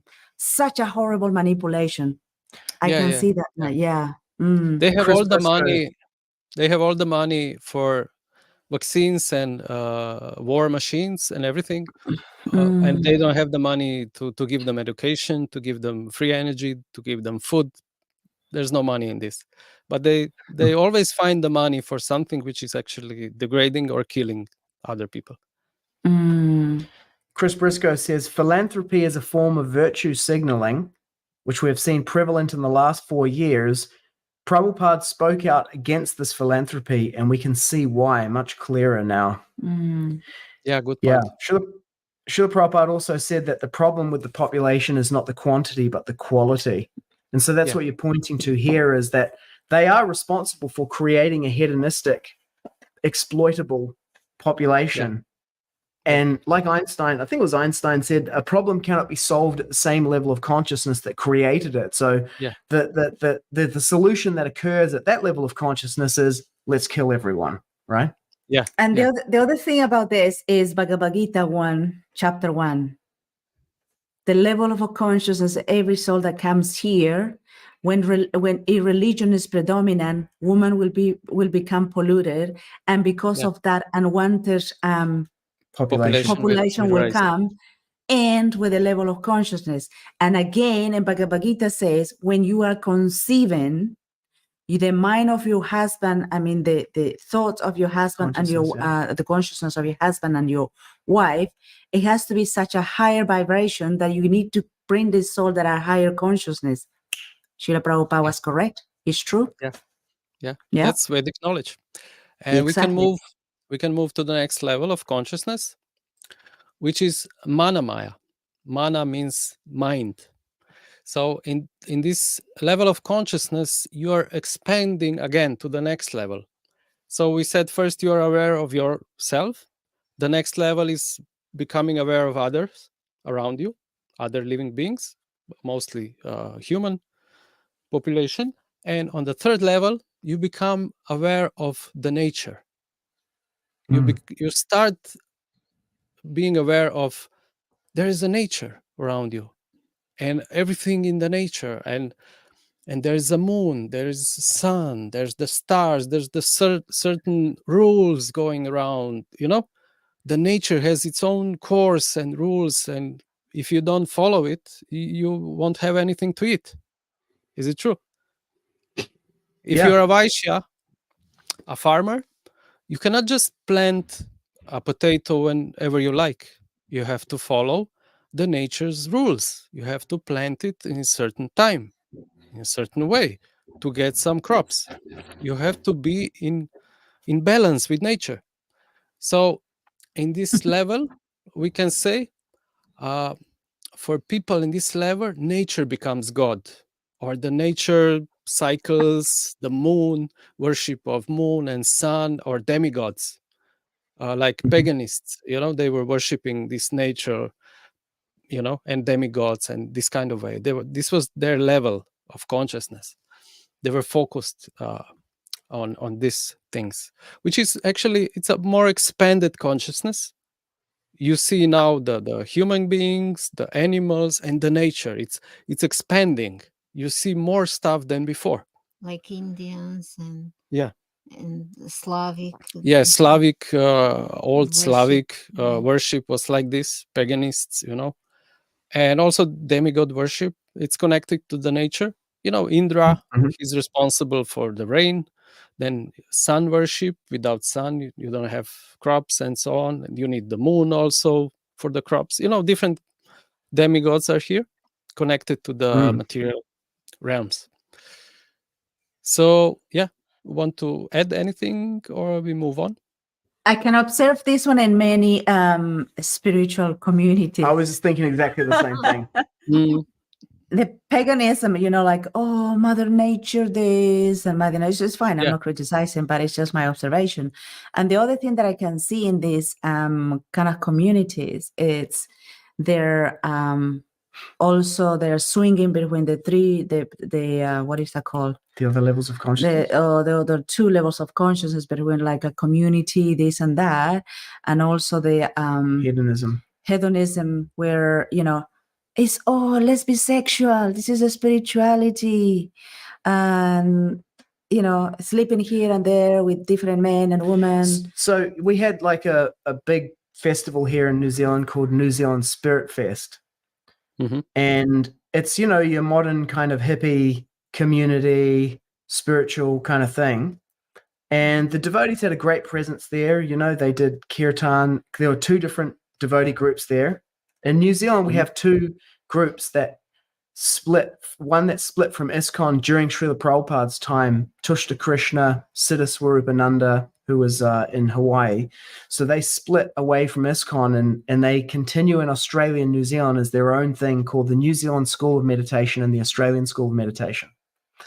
And they still worked with Srila Prabhupada right up until the moment when Srila Prabhupada left, and they kind of had a hard split after Srila Prabhupada left under Tamal Krishna Goswami and became completely separate from ISKCON. So both those groups had presences there. They did kirtan, prasadam, and everything, and so much. It's a beautiful alternative community kind of thing. People like who are into like organics, growing, self-sufficiency, all that kind of thing. And at the same time, because they're human beings, afterwards there was like, we need to start like a dating group, so people can find partners, life partners, romantic partners in this community. And someone posted this post and they said, a lot of the guys that I've been meeting in the so-called spiritual community, not necessarily just at NZ Spirit Fest, but in the wider kind of circles, they're into polyamory. So you get to know them and she's thinking like, okay, this guy, he could be like a potential partner for me. And then he like drops the bomb. Oh, I'm not into like commitment. I'm into like polyamory, and then someone just said like they called it spiritual washing. Like greenwashing is where they sell whatever product and they give it a green eco packaging, eco-friendly, whatever, just to market it. And they're just like, it's just spiritual washing promiscuity, they're just into banging heaps of chicks and they make out that it's like somehow spiritual now, polyamory. And then someone in there was like, forget about these guys who are in the scene and who are all into this. Like so many of them are like that. You need to just get a tradie, a guy who's just like a carpenter or a plumber or something. And, he's like more kind of conservative, four on the floor. So I guess that's kind of like each of these levels of consciousness includes the other ones that come before it and can easily fall back down to it. Yeah. And also, if you observe the paganistic ways, they often worship fertility, the cycles. Easter is coming up. Yeah, the fertility, it's sex is connected to this fertility because in nature everything is around fertility, of self-preservation, expanding. The whole material world is like this, seeking ways to create, more forms and to stay alive and so on. It's on this level you can see there's a lot of so-called spiritual groups, but they're actually around sex, consciousness, and so much. I have observed that in the groups that I've been, or the people that have been coming to these groups, sometimes we do kirtan, you can quickly, well, maybe it's just me, but I'm sure many people have this like vision. They see a person, it's like, okay, nah. What do you mean? The how can you say, the mana, their spirit, the vibration is like they transmit their energy of like lust. lust. Yeah, there's a Like- real goddess worship kind of like, well, you know, Easter is coming up, right? And Easter Yeah. is Yeah. it's the Christian, you know, resurrection story placed on top of an earlier fertility festival, which is Yeah. why it's called Easter, which comes from oester, which you get estrogen from. And Yeah. then you have like rabbits and eggs, which are like, rabbits are extremely, you know, fertile. They reproduce like crazy. And an egg is an obvious symbol of like fertility. So apparently in the pagan festival of Easter, that people used to go out and have like an orgy in the fields, you know, on top Yeah. of the earth to Yeah. like, you know, the fertility whole thing. Mm. Yeah. Yes, that's that promiscuity. It's bothersome. It's like, get out. Just live your life, but don't come too close. And Well, it was interesting reading through the thread because it was obvious that women found it very corrosive or distressing that they couldn't find a partner that they could rely on, you know, who would commit, and then, you know, they could. and build whose something problem together. is that? Whose problem is that? Women in themselves. Oh, come and let's go and enjoy the femininity, and let's see if you're going to be. And every woman is doing the same things. Like, why are you doing that? Do you really want a good partner? Don't open your, let's call your heart to everybody else. Just be selective. Come on. Who is creating the problem and who is complaining about the problem is the same person. Yeah. Ladies, come on. Just like create a boundary where it says, you know what, this is the man that you want to live with. This is the qualities and your virtues and everything that you possess as a woman. And pray to God that he is going to provide someone like that and behave in such a proper way. Because if you don't, every man will just come and then stop on Yeah, you she and will, then move to the next one. She will attract the most lusty ones.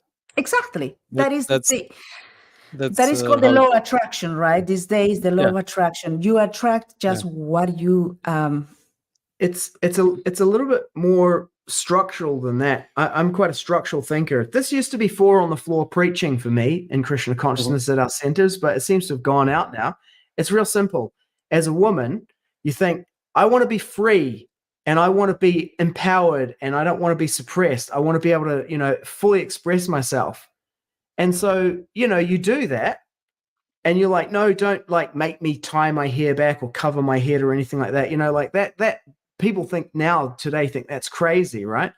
Like, but it's like, you know, let me like wear what I want, do what I want with whoever I want because I'm free and I'm empowered and liberated. And then they get to a point where it's like, and now I need to secure a man and settle down and I need him to be a provider and a protector. But it's impossible now to secure a man because there's another girl who's 10 years younger than you who's now free to do whatever she wants with whoever she wants. And she's directly competing with you. And has no past, you know? Yeah. Men she's like directly women without the competing past. with you. That's how it is. Yeah. Quite unfortunate. That's what women don't realize is you want to be able to do whatever you want, but you have to directly compete with another woman doing whatever she wants who is 10 years younger than you, has no past in the future. And because of the way that guys' minds are wired, they're just not going to settle for you.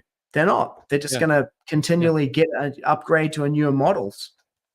Maybe they will just use her, you know, enjoy her, but they don't plan to stay with her.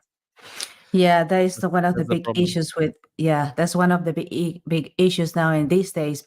Hey, if I can get it any step that I take, one for free, why should I bother? Srila Prabhupada, Bengali proverb, if milk is freely available in the market, why take the bother to maintain a cow at home? Yeah, good example. Yeah, very good example. And the other thing is, like, if women right now became like they guide their lives or they live their lives in a way that is more proper, and they don't give themselves freely because the guy looks a little bit muscly, you know, and is a bit let's call it this cocky. Oh, it's so attractive, and Well, it's just because she take- can. Like, she's No, like, wow, for this is sure. great. I can enjoy all these different men and different things. For and- sure, you can do whatever you want, for sure, but expect that you're not going to be respected and taken seriously. The guy will say, "Oh, this one was quite easy to take it to bed." So everyone can do it, Exactly. and probably did already. For sure. So, Yeah. but if the woman behave more chaste and say, "Excuse me, I don't do this," and you're disrespecting me, and every woman does the same thing, men will learn to behave in a proper way. They want to start playing. Yeah, like in the old days. Let's say 100 years ago, there was a different dynamic, different level of consciousness among people. It was. You couldn't get women in bed so easily as today. You had to court, maybe month, maybe even marry her before she. Oh, you had, you had to marry her. That's it's a different level. Now we will come to the another level. You can put up. Yeah, let's do it. The photos. So the fourth level is Jnana Maya. Jnana means knowledge. So here people are starting to grasp a certain higher knowledge about creator, which is above the demigods, and like the ultimate alpha guy in the universe. So this is the world of religiosity and higher social interaction.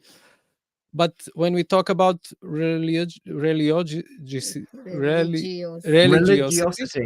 yeah, it's a funny word. We are talking about mundane concepts, which are full of, it's a mixture of piety and fruitful desires. So we worship God still pretty much out of our own material desires, material concepts. So that it's good for us here on the earth. Yeah. For example, we follow religion because we don't want to suffer, or we don't want to go to hell. We are afraid of going to hell. We don't want to go there. It's a suffering. So we are kind of pious, we do things, we follow certain rules, but it's not pure bhakti. It's a mixed concept. And karma kanda, this kind of level. We follow these laws of nature also because they come from God. Before we had following of nature, but it was not even to satisfy God, but it was still to satisfy us, to get some crops, to be happy, to survive. But now there's a certain concept already connected to God. So we follow this to get blessings, but it's not pure bhakti, it's still mixed.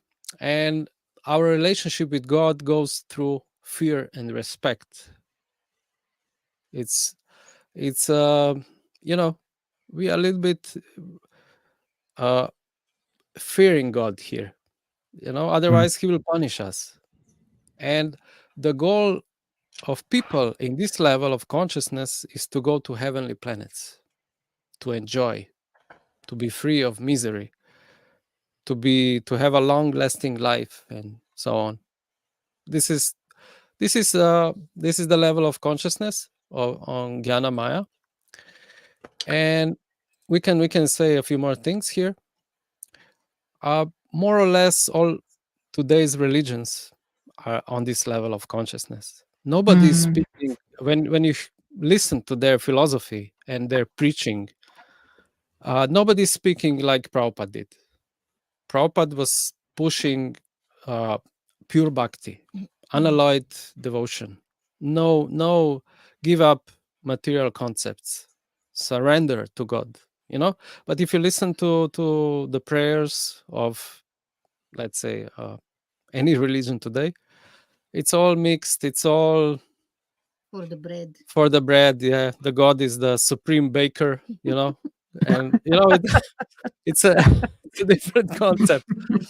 It's still I'm still here pretty much in the center, but okay, there's God also, but I'm in the center, not God. In the relationship, Yeah, I'm it's the center. He's the provider. He's baking my bread, Mm. and so on, protector, but it's for me, for my pleasure, for my benefit. It's, I go to church for my benefit. It's Prabhupada criticized, Uh, give us this day our daily bread. He criticized that. It reminds me also of the Bhaktivedanta purport to Bhagavad Gita 1:32 to 35. O Govinda, of what avail to us is it to attain a kingdom, even that rivals the heavenly planets, if everyone that we would want to enjoy it with will be dead. And in the purport, Srila Prabhupada says that everybody wants to satisfy his senses, and he wants God to be the order supplier. Yeah. And God will satisfy the senses of the living entity, but only as this comes from the use of the word Govinda, which means one who satisfies the senses. And Prabhupada says God will satisfy the senses of the living entity, but only to the extent that he deserves, not to the extent that he may covet. But when one takes the opposite way and one seeks to satisfy the senses of Govinda, the senses of God, without desiring to satisfy one's own senses, then automatically all the desires of the living entity are fulfilled. And I read that and I was like, I'm reading through the first chapter of the Bhagavad Gita, first time through reading it. And I was like, hang on a second. Did he just say that this is a way that I can satisfy all my desires? The hedonistic, mentality kicking in. I'm like, dude, hang on a second. Did I just read about something where I can satisfy like all of my desires? I'm in. Like that was, from that moment I was sold. I mean, he's describing there like the highest level of consciousness, right? But it's appealing to like the lowest level of consciousness in me. And I'm like, I'm sold. I'll take it. I'll take 10 of them. Yeah, Prabhupada describes like spiritualist is someone who seeks pleasure from within, and materialist is somebody who seeks pleasure outside of himself. So to be completely satisfied, it will come from within, not from outside, this stage. But hedonists may interpret this in another way. Because they don't know another kind of pleasure, which comes from the inside. They don't have this experience. So they, then a mind of hedonist, they think like you described. Because he doesn't put together think like things. You described. Yeah. Yeah, so this is how it is.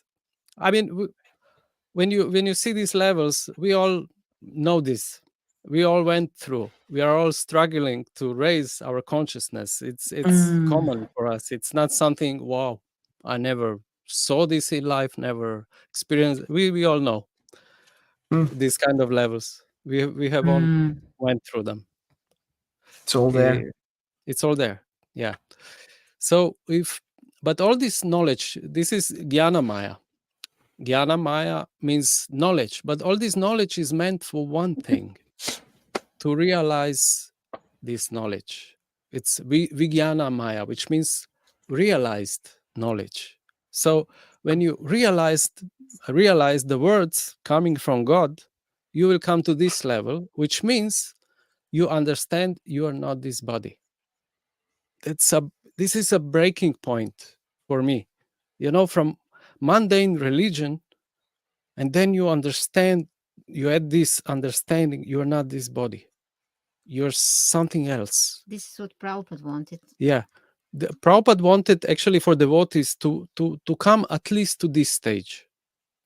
To go above previous stage and to come to this stage. And here you start to separate the spirit and matter. They are two separate things, the body and the soul. They are not, they're two separate things. And in this level of consciousness, we are starting to get interested in the realities beyond matter, beyond what we can perceive directly. because we are quite limited in our perception. Eyes do not see much. Certain specter of light we can see. The ears do not hear much from, I don't know, 20 hertz to 20,000 hertz, here somewhere in between. You know, Mhm.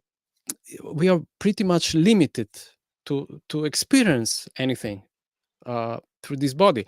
Let's say eagle, they can see many kilometers really good. He can spot a rabbit, few kilometers down. He can see a mouse, he can focus his vision. Or I don't know, dogs, they can sniff out, so far away. Or even sharks, they can sniff you out many kilometers probably away. They can do this. Or they can hear. Bats can hear certain higher frequencies and so on.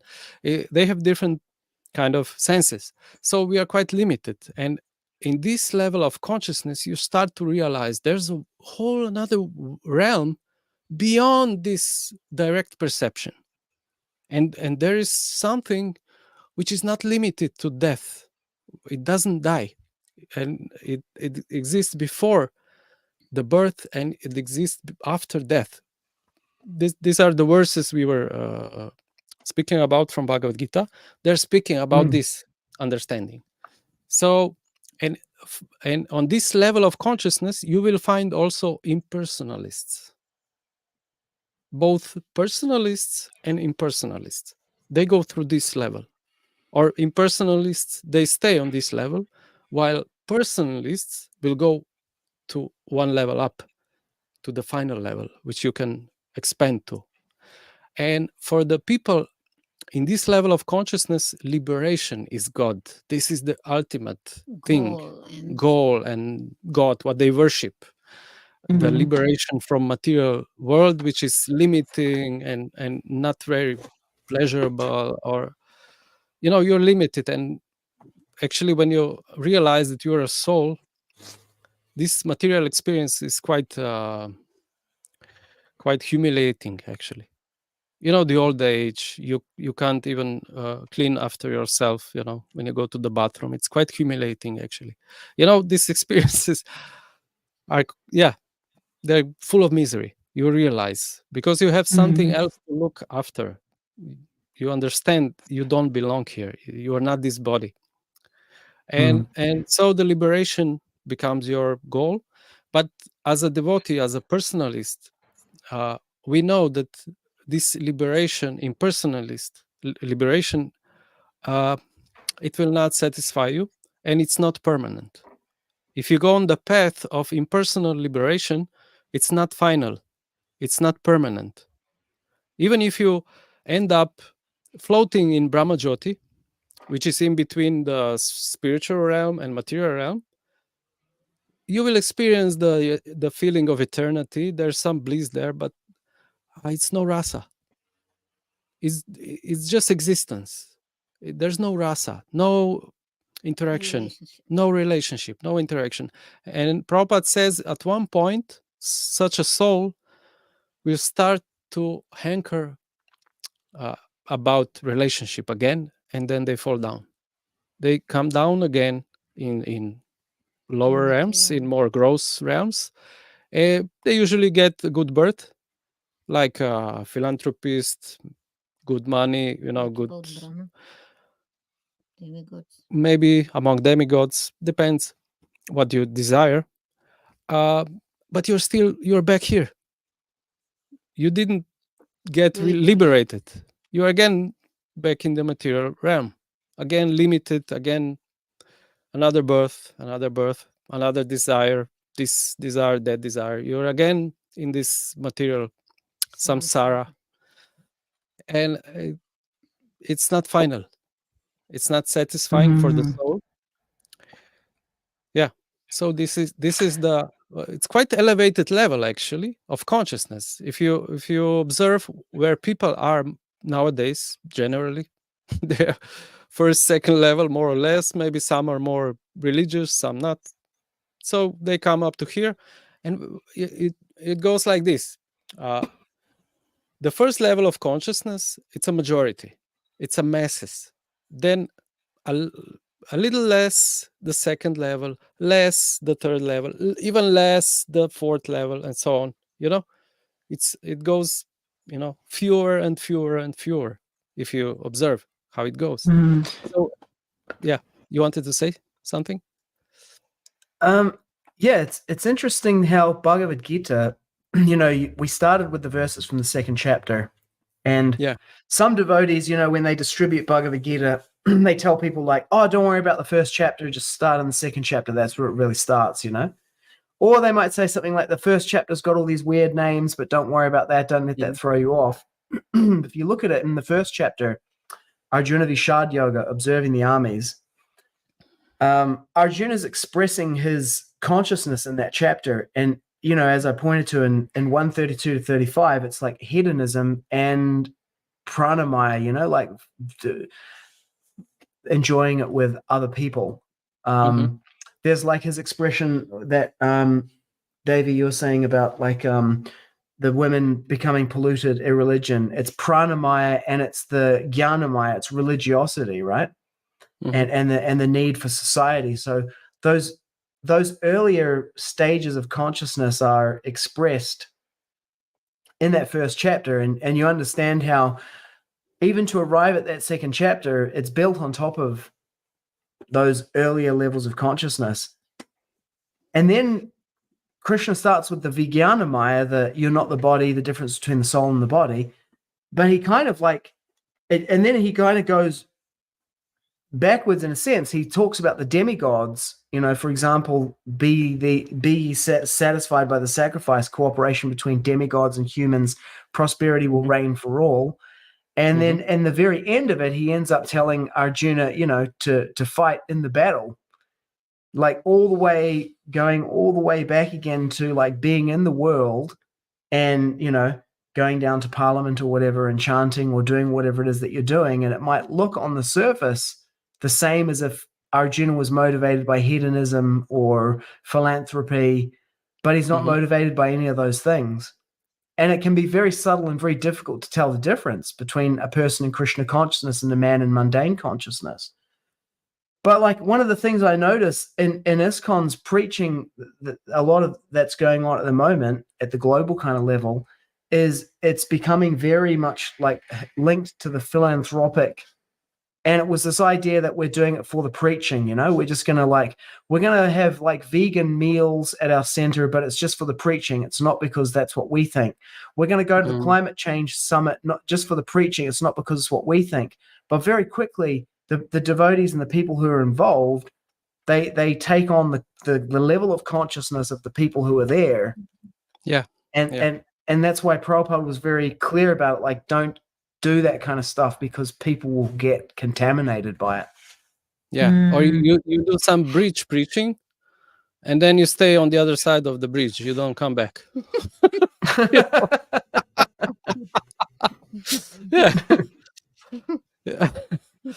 It's also very dangerous. Yeah. People criticize that. Yeah. Sorry, go ahead, Prabhu. Yeah, one has to be quite advanced, more advanced to go. But usually then people following you, they're not so advanced and they do not see this. And then they think, oh, it's good to follow this group, which my guru went to preach to, and he agreed to so many points, but then they think, oh, this group is nice. We should listen to them. It's because masses always follow somebody who's more elevated and so on, but they do not often understand the motivation of their guru or so on. Yeah. That brings me back to the, during the pandemic, how these advanced swamis, they've been promoting these jobs. And basically they were aligned with these two basic levels of consciousness, like the hedonistic one and the other one, the communistic philanthropist thing. And they were promoting that. So if that happens, then they are still in that, they are in that level of consciousness, pretending like the philanthropists, pretending they are saintly. Yeah. It's great that we have in this topic, because you can see if these people, these swamis, were not aligned with this, were more aware or more developed consciousness, they would say, no, this is actually what is happening, and I'm not aligned with that. And therefore, promoting the devotees to says, do not do this. Because this is the level of consciousness these people are coming from, and we are not in that level of consciousness. Yeah. This means that many devotees are very sentimental. They have no knowledge behind their actions. Yeah.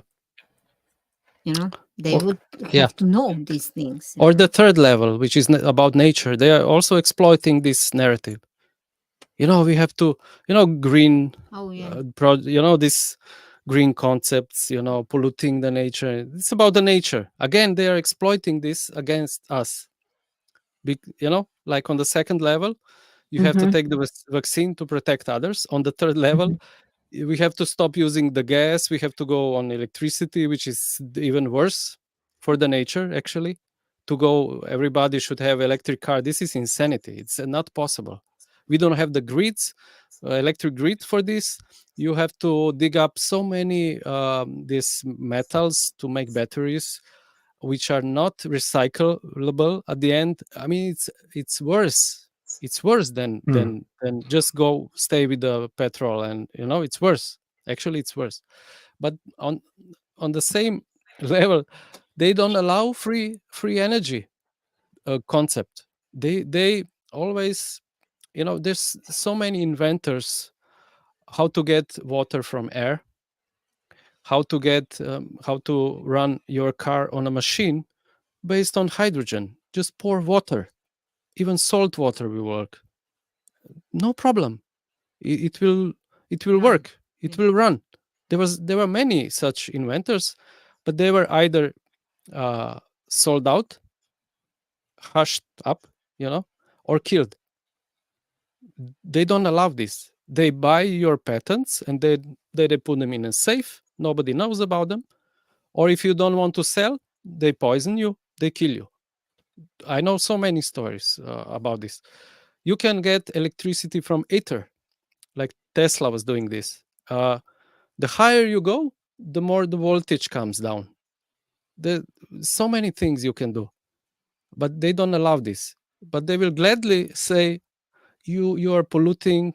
You should be limited in your usage of oil, petrol, and so many things. But themselves, those elites, they run around in huge cars, huge airplanes, yachts. They have everything you can imagine. No problem for them. They don't have any limitations. No, but we are useless eaters, so we have to give up. It's a hypocrisy. It's total it's a hypocrisy. Yeah. Chris sent in a comment here. He says, the saying, give someone else your association, but not to take their association, is relevant here in regard to preaching at climate change vegan meetings. Yeah, I agree. And there's also one point I would like to make. There, Prabhupada's ISKCON has a certain philosophy, certain understanding.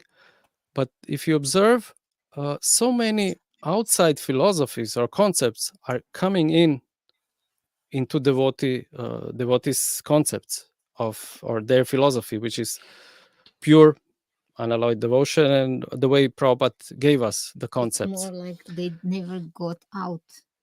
No, but it's because we came from these other philosophies. I'm trying to say veganism didn't come from Prabhupada. It came from outside. And devotees, they didn't realize, okay, but it's not what Prabhupada preached to us. This is something else. It crawls inside the communities, and it just comes in.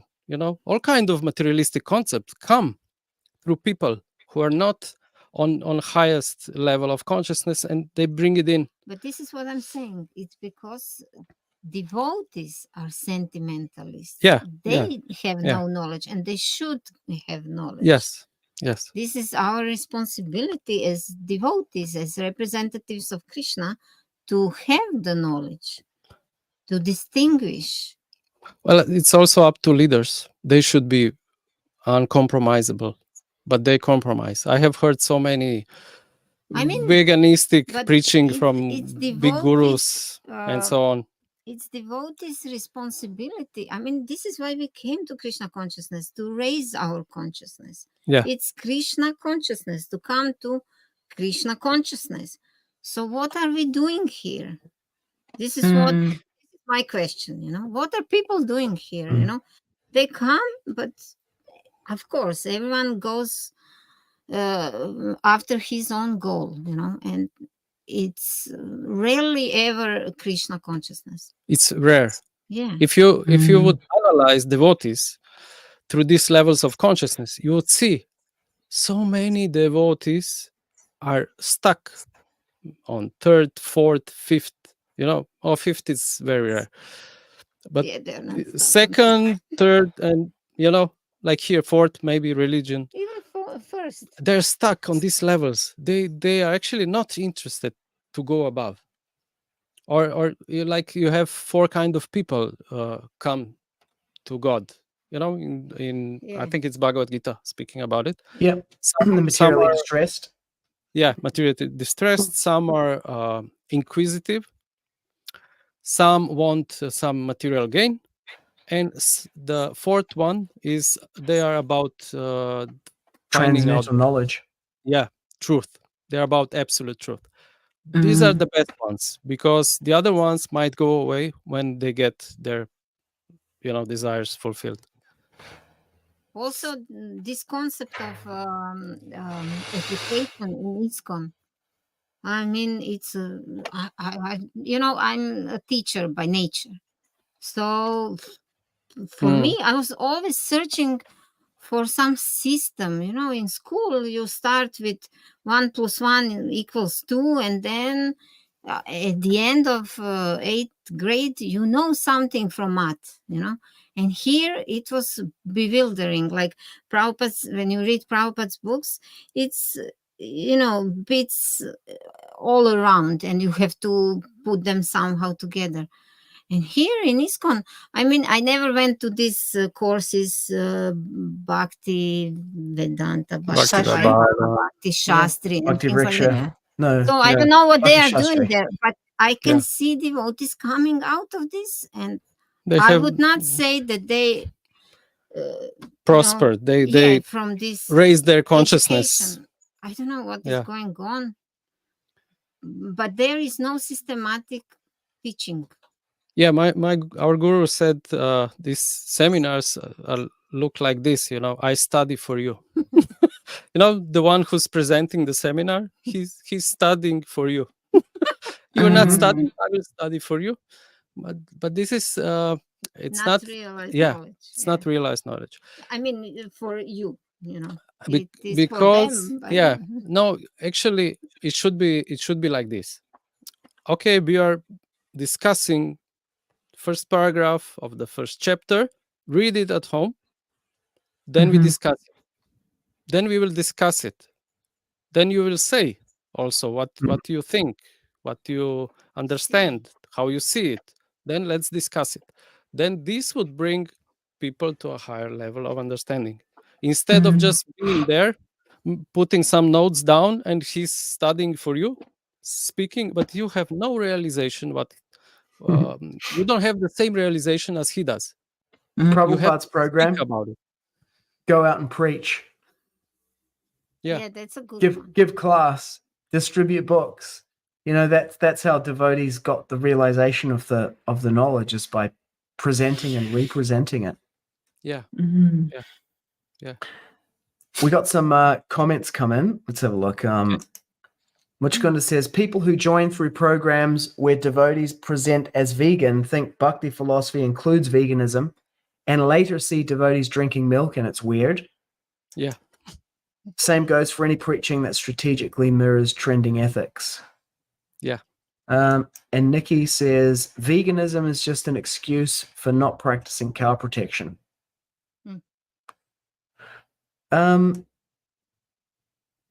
Yeah, I mean, it can be, and unfortunately, veganism does not include cow protection. You know, Yeah, it doesn't include the relationship between cows and humans. yeah, It's fundamentally philosophically incompatible with Krishna consciousness. yes. It's like, yeah, it's Okay. actually more philosophically compatible with Krishna consciousness to drink milk from unprotected cows that's been Yeah. offered to Krishna, which is Yes. what Prabhupada's program was, than this importing of the vegan idea. It's like, oh, we should do it because people are becoming vegan. It's like, no, we shouldn't. We should just explain to them, and if they don't like it, too bad. We don't Yeah. care. It's the same principle as when you go on Harinam.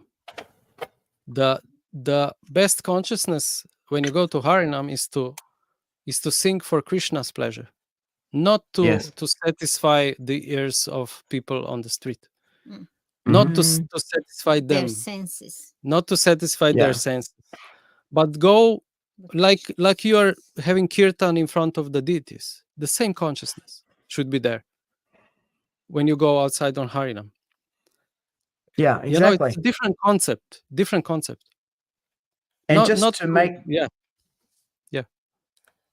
But just to make the exact same analogy that I did on the Nam Ras podcast that became so controversial, the idea is not to go out and ask 60 women what they like. You don't go out and ask the people whether they want to hear Hare Krishna or not. You go out and chant Hare Krishna. Yeah. It's exactly the same thing. If you go out and ask people what they won't tell you that they want to become Krishna conscious. So you don't do that. We're not out there asking people, oh, but they want vegan or they want this, they want that. It's like, no, we're here to give them Krishna consciousness. Mhm. They're not going to like it. You have to accept that. They're not going to Yeah. like it. Not everybody The is gonna child- like it.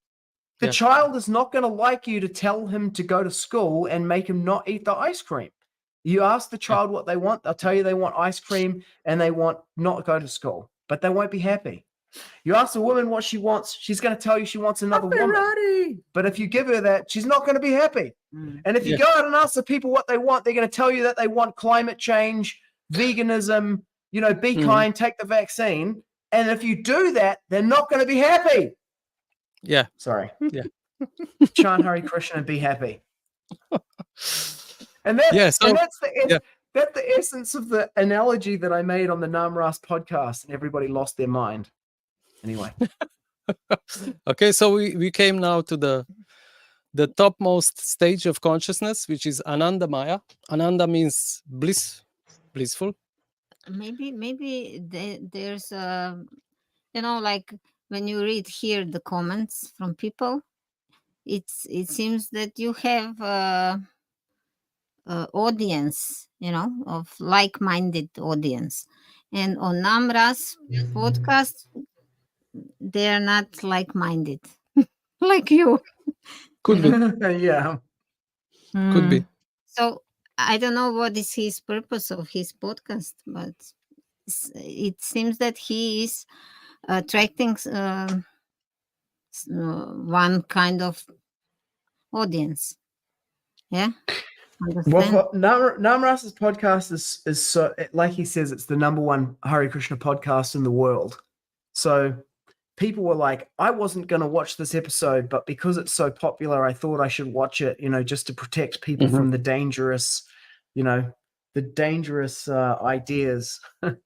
of Nam Ras. And I mean, I summarized the argument against it like this. You know, it's like, basically I said, women like a man who's dangerous. And then, you know, people who are criticizing like, this is dangerous. This is dangerous what they're saying. And I'm like, I know. That's what I said. Women love it. That's basically the substance of the argument.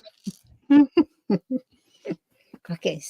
So if we talk a little bit about the Anandamaya level.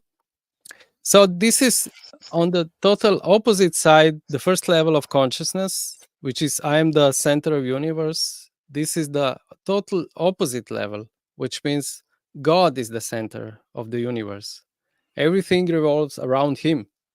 Without him, I'm nobody. I'm nothing. Actually, this is the first level where we are not the center. Yeah. This, Mm. yeah. Even if you are on the, I'm not this body, I'm still the soul. I'm the soul, the center. I need liberation. I need liberation of the soul, which is me. Me, Yeah, me. me. Still, yeah, good point. So Mm. on this level, we are surrendered to God. We don't care what happens. Whatever God arranges, we are happy. We are totally dependent on God. And our interest in God is because we love Him. No other interest. We don't want anything from Him. No material No desire. liberation, no. No selfish interest is present. This is the Mm. level of the personalistic philosophy. And God is the beginning and the end of everything for us on this level. When we come to this level, this is how we feel, how we think, And how we are. see everything and everyone in relationship with God. Yeah. So it's Yeah. not exclusive, it's inclusive. It's all inclusive because you see everybody as his parts and parcel, like Prabhupada said often. Yeah.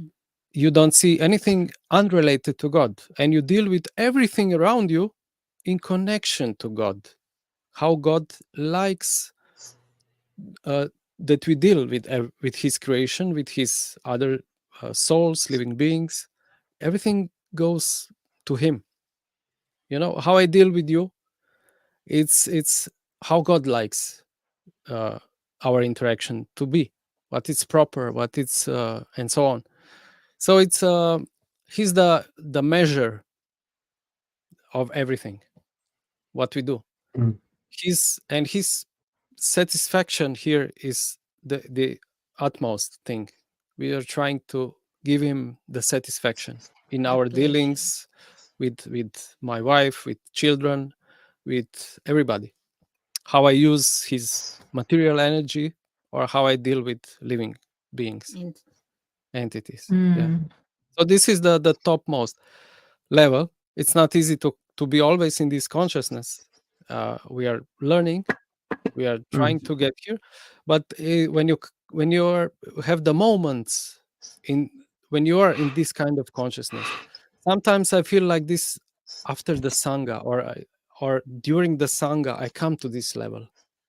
You know, during Mm. the bhajan is building up, my consciousness is changing. I can feel it. I can see it, and I at the end of the sangha, I love everybody in the sangha because of Krishna. You know, it's a special feeling. But Mm. often next day in the morning when I wake up, it may not be there. I may remember it, but I'm not in this level of consciousness at that moment. Mm. So Mm. yeah. So it's actually real level of consciousness. It's not just some theory, some sentimental thinking. You can experience it if you are engaged in loving devotional service. You can start to experience this more and more, and yeah, it becomes realized knowledge, and it becomes part of you, and then you make real progress. And then all of Mm. those other levels below, it's like a broken glass for you, and this is a diamond. When you are in this consciousness, you can see this. It's like Mm. the story of Dhruva Mhm. Maharaj. Mhm. Mhm. He had material desires. He approached Lord Narayan, Vishnu, with this kind of material consciousness. But at the end, when he was touched by Vishnu with his conch shell, he transformed. His consciousness completely transformed into this highest level of consciousness. And then he was lamenting that his desires are just like broken glass, worthless. And he was completely satisfied. And And this is this first is chapter. this is the moment of full satisfaction. No other desire is present. This, you are completely satisfied. But on the end, Krishna, as Vishnu, fulfilled his all material desires and beyond. As well. Yeah. Yeah. So you don't actually lose the the goal, I mean, fulfilling also other lower desires, Krishna will fulfill them, but he will do it in such a way that's actually beneficial for you. It will not degrade you. If he got fulfilled these material desires without tapasya, no, not tapasya, but without this topmost level of consciousness present, it would pull him down. It would just probably create more desires, material desires. Then you get entangled in more desires. You know, you try this, then again desire, then you're just, you know, like a hamster in this wheel. Yes. Yeah, there is a confusion for human beings between obtaining the object of your desire and satisfying or fulfilling your desire. We often think that those are the same thing. Like if I want a Tesla car, like, oh, I really want this Tesla car, we would say that if I get the Tesla car, I've fulfilled my desire. But actually, that's not the case. I've obtained the object of my desire. But what I experience when I get the Tesla car is that my desire remains unfulfilled and it simply redirects itself to something else. Because as I get more and more of these things, my desire is never fulfilled. Whereas in the case of Dhruva Maharaj, he experienced that his desire was fulfilled and he had obtained nothing. Lord Vishnu came and he was like, his whole thing, Dhruva Maharaj is an amazing case study, because Dhruva Maharaj and Hiranyakashipu are essentially the same character. The only difference between them is that Dhruva Maharaj approaches Lord Vishnu to fulfill his desire, whereas Hiranyakashipu does not. But they're both motivated by, you know, a fundamental relationship with their father, where they feel that their father has disowned them and they're angry at their father, and then they're setting out to get revenge. Hiranyakashipu, you know, stands on his toes and does this harsh austerity, whereas Dhruva Maharaj, because of the influence of his mother, who tells him, oh, only Lord Vishnu can help you. And he's like, where do I find him? Oh, well, I don't know, but like sages go into the forest and meditate to try and, you know, to find him. So he goes and does that. And then when Lord Vishnu comes, he experiences that his desire is completely fulfilled before he gets anything. And then he also gets the object of his desire, which was a kingdom greater than that of his grandfather, and he gets Dhruvaloka, which is bigger than the entire material universe. Whereas Hiranyakashipu, on the other hand, Lord Brahma comes and he's like, yeah, this is what I want. And Lord Brahma gives it to him and he's still not satisfied. And then he just goes on a rampage to take over the universe, you know? It's like getting the thing that you wanted is not fulfilling your desire, and it never will. Yeah. Plus, everybody else will suffer. Like under Hiranyakashipu, everybody was suffering, while under Dhruva, everybody's happy. You know, it's a different consciousness. So, it's I think it was a great discussion today about about this levels of consciousness. Oh yeah. Yeah. Time to Nice reflect. discussion. Yeah. Couple of last comments here. Chris Briscoe says, vegans I know are that way because of the ways animals are treated, but dairy products are a large part of anyone's diet, and it's best that they come from well-treated animals so people will follow. Yeah, I agree. And he says, it comes back to doing things nicely, the establishment of farms, following Varnashram, and thus the natural propensities of people in general, putting things in harmony, being God-centered. Yes. So yeah, we thank could. you for the. Yeah, Go sorry. ahead. You wanted to say something? Oh no, you go ahead, and then I'll say. Okay. I just wanted to say, all these levels of consciousness, once you understand them, you can put through any activity of human. You can put through and see on which level people are performing these activities. You know, we can pick any activity of human and take it through these levels of consciousness, how it's done on certain levels. It will be different. For example, of sex life you can put, or eating, or whatever, or how you treat cows. You can put through different levels, and you can see how it will be dealt with. People on different levels will deal with the same thing differently. So Mm. we can have fun and discuss it. The certain activities we can pull them through. Oh, And also no, people. yeah. I got one. And Sorry, go also ahead, Mother. people.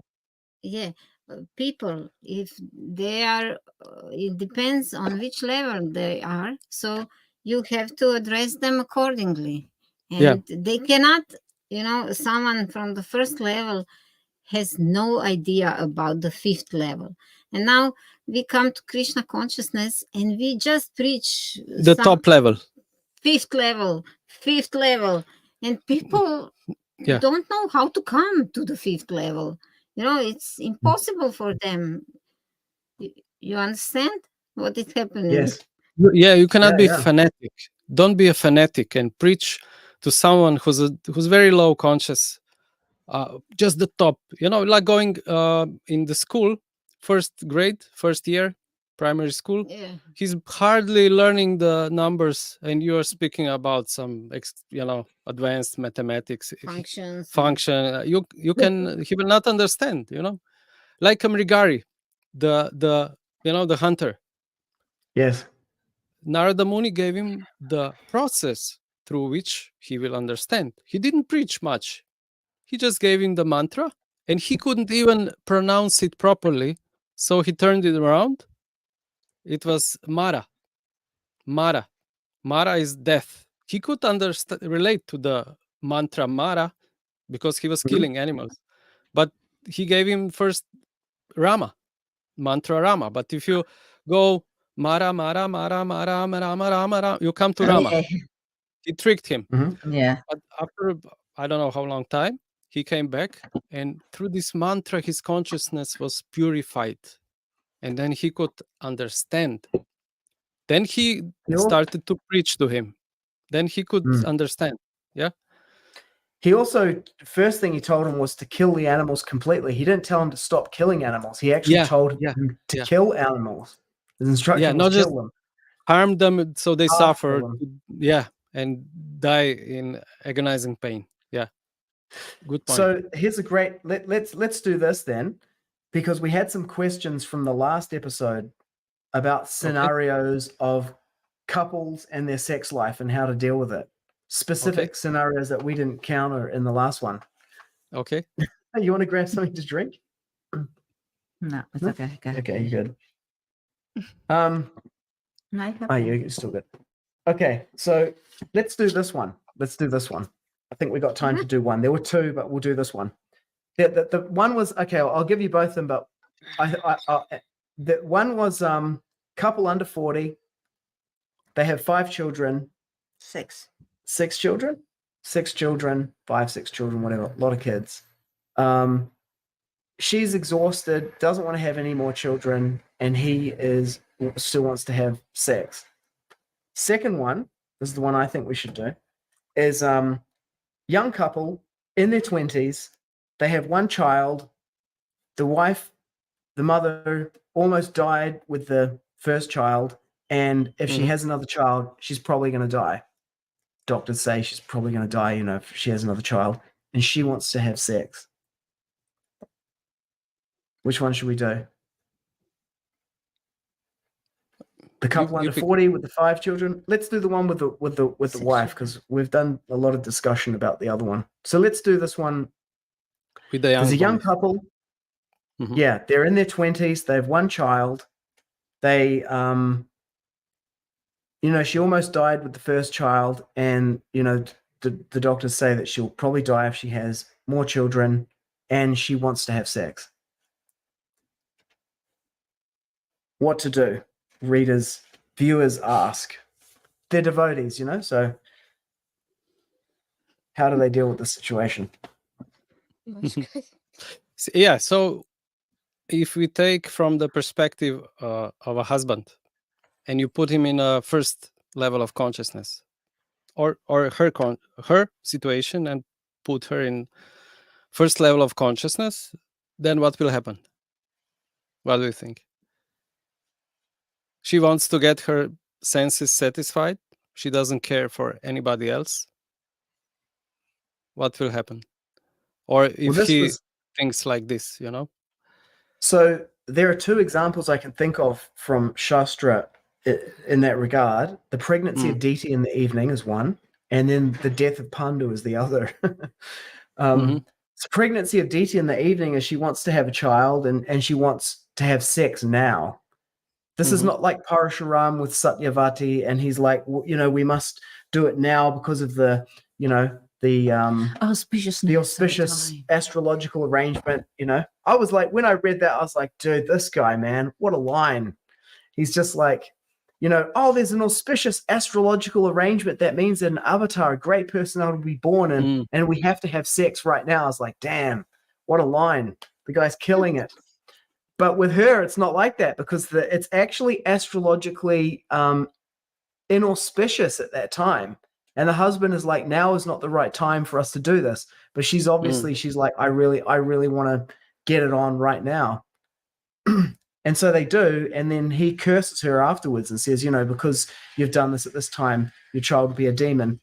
And I've always kind of been a little bit about that. Like, that's not like a very masculine thing to do. Like, he has sex with the woman, and then it's like her fault, That was a bit weird to me.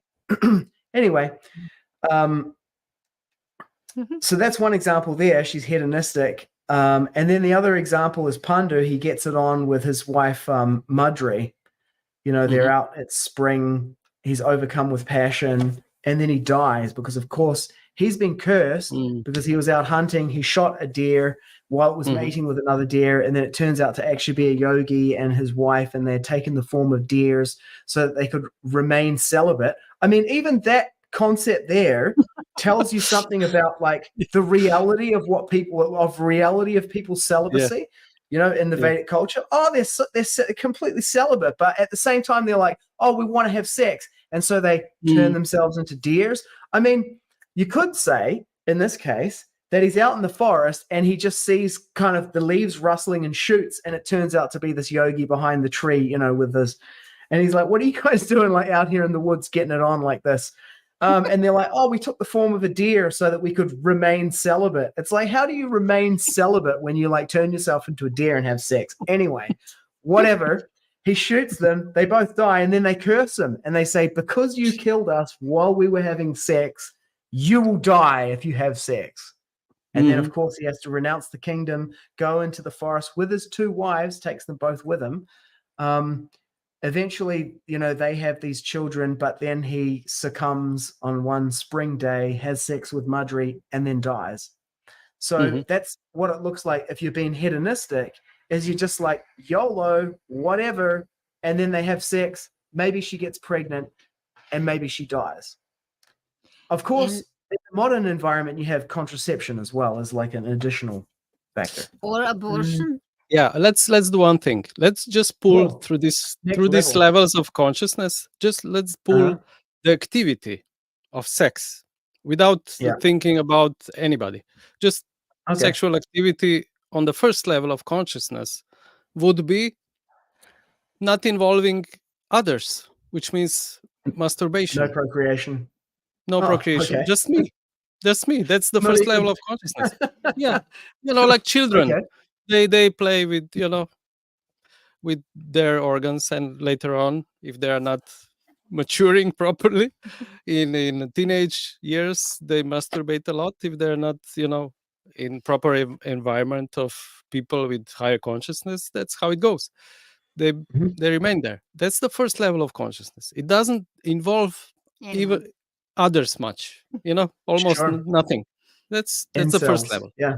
So on the second level of consciousness, we could speak about selfish sex desires, just using others for your satisfaction. That's the lowest level of the second consciousness, because it still involves others. So it's a little more expanded.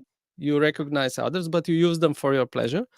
Or you agree to enjoy others when they agree to enjoy with you. It's mutual. But that's all. If you go higher, nature, we enjoy sex life according to the cycles, period cycles, fertility. You know, when woman after her period, she's more inclined to have sex than other days. So let's say 5 days after the period, she's more lusty, let's say. She likes sex more than other days in month. It's a normal thing. It's natural cycle. It's nature. Like with animals, this is even more. You can observe it even more. They have certain Pronounced. periods. Yeah, They're in the heat. year. Yeah. They're in heat. Yeah, like this. So Yeah. that's third level. Fourth level, it's more religious. It's according to religious principles which you follow. You know, Judeo-Christian religion has certain religious principles. Other religions have different. Like in marriage. Yeah, more like, okay, we marry first, then we have sex. You know, it's according to certain religious ideas, principles. Then if you go higher, it's a concept of liberation. There's not much sex going on in this. Tantra. Okay, tantra can be used. Yeah, it's true. Tantric practices are more for the fifth level. I mean, Yeah, this, that's real actually tantrics, you know, real and- tantrics, not fake tantrics like Western tantra and stuff. If you study real tantra, it's not just about sex. You know, when the Westerners hear about tantric processes or tantra yoga or something, they just think, oh, unlimited sex, you know. No, it's not like this. Tantra means to be engaged in material activities but completely staying aloof of material consciousness. They do weird stuff. They go in very extreme practices. They have, like drinking alcohol without getting drunk, or going to the cemetery midnight and drink out of the human skull, you know, and not get Right. affected by fear, by, you know, or having sex and completely stay detached. No orgasm, no ejaculation. You how do you say, you raise this energy through your Sexual, yeah. kundalini upwards. Yeah. You know, it's not down. not down. You don't release it. You have to bring it up, you know, through this practice. It's not easy practice. That's I was listening to one devotee. He was explaining how they cut their tongue in oh half yeah to close the there's a opening hole. behind, and if you come to certain glands near the brain, if you touch it, you get unlimited pleasure. It's very pleasurable if you touch it with your tongue, but you have to cut the tongue to do it, and cut the below the tongue. And yeah, My God. Sounds Yeah, like yeah, it's- hedonism and the mode of ignorance. yeah, it does, but it's different level of consciousness. You have to be practicing I'm not this body consciousness on one level. Yeah. You know, it's not for the really tamastic people. It's a different kind of practice, like agoris and so on. It's a different tantra. So for devotees, what would be like? So, and for devotees, what is pleasurable for the Lord, you do it accordingly. No, I thought fourth level for Fourth level devotees. of Yeah, devotees. we will not do the tantra for liberation. So it should be like maybe this would be, I don't know, like Prabhupada suggested, the fifth level Yeah, only for top level. children. Yeah. But for Or for the complete fifth celibacy, level, right? yeah. Maybe no sex But on this level. but for the fifth level, for a devotee, he will have 100 children, no problem. sex or no sex, whatever Krishna wants. Yeah, like Bhaktisiddhanta said, he would have hundreds of children if they would be Krishna conscious. No problem. You know, you see how it transforms the activity through these different levels. Yeah. And you can now, with this understanding, you can try to understand people's problems, and according to their levels, you can try to adjust it to bring it up as much as possible. okay, so how would we apply this to this situation of this young couple who have one child? They're in their 20s. You know, if she has another pregnancy, then it'll probably kill her, and she wants to have sex. I know a couple here. They're my friends, and she had the same problem. The first pregnancy was like that, very risky, and she almost had, really heavy complications. And they told her, if you do it again, have another pregnancy, it might happen even worse, and you might both die. But they went for it. It means the And- baby and- and the child, not the husband Yeah, and and the they wife. are, and they have second child also now, and they are both healthy and everything. That was the So- first thing I thought about it. I was like, who says that you're going to die, you know? This is not like Yeah. the Pandu curse where it's like, you will definitely die. This Yeah, is like the doctors. It's like, if Krishna wants, you know?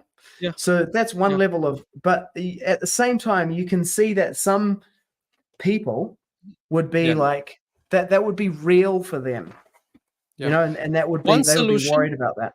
One solution could be, okay, if she gets pregnant, go with cesarean. That's usually what helps. If she tries to give natural birth, then it will complicate things. Like with this couple. If she will did do that couple natural go for birth, cesarean? yeah, I think so. Yeah, they did cesarean to avoid this Cesarean. complication.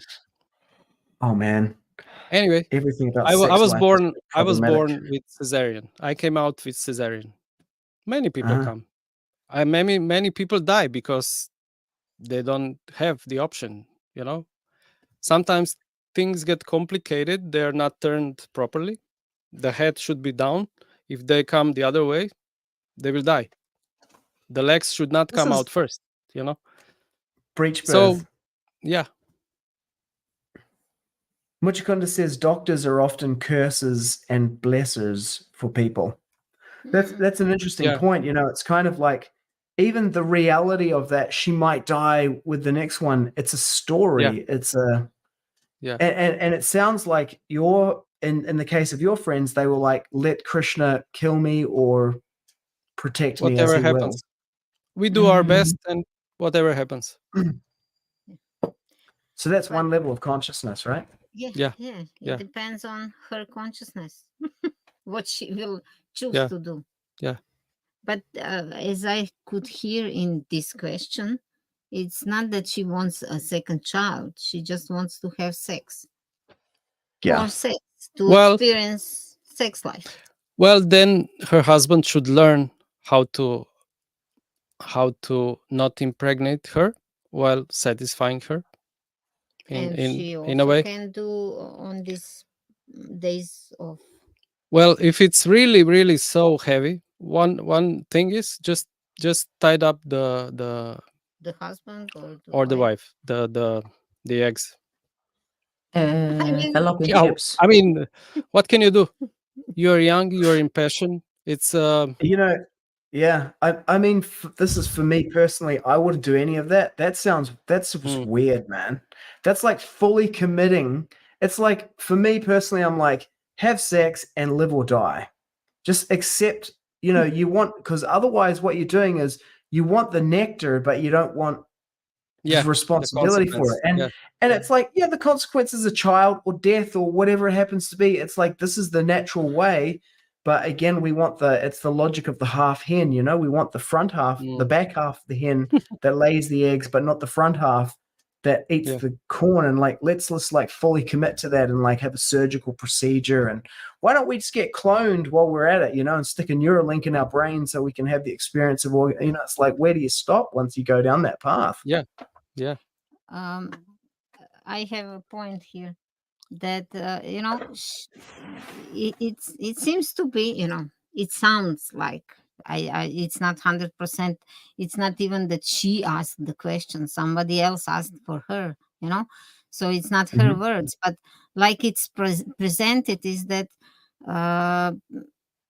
she's young and she wants to experience sex life. And this means the consciousness is like I am young, I am in my body, and this is one life, and I have to experience this now, This like is the best time very for low this. consciousness. Yeah. Yeah. It's not Yeah. consciousness like, oh, okay, not this lifetime, well, then maybe next lifetime. Mm. Yeah. It is kind of like Pandu's curse, isn't it? It's the same thing. Like Yeah. for her, it exists as real that she'll die if she Yeah. has sex and has a child, but she's not about it that let me therefore be celibate, right? Like Pandu was like, Yeah. okay, I'll just like I'm gonna suck it up. And so he took that approach, but he couldn't actually pull it off. Yeah, because we also have to be realistic. This sexual energy is very strong. This is Maya's best weapon. You cannot just push it down. You cannot go against it like this. You have to find a way to deal with it. You cannot repress this energy. It will come out in a completely wrong way.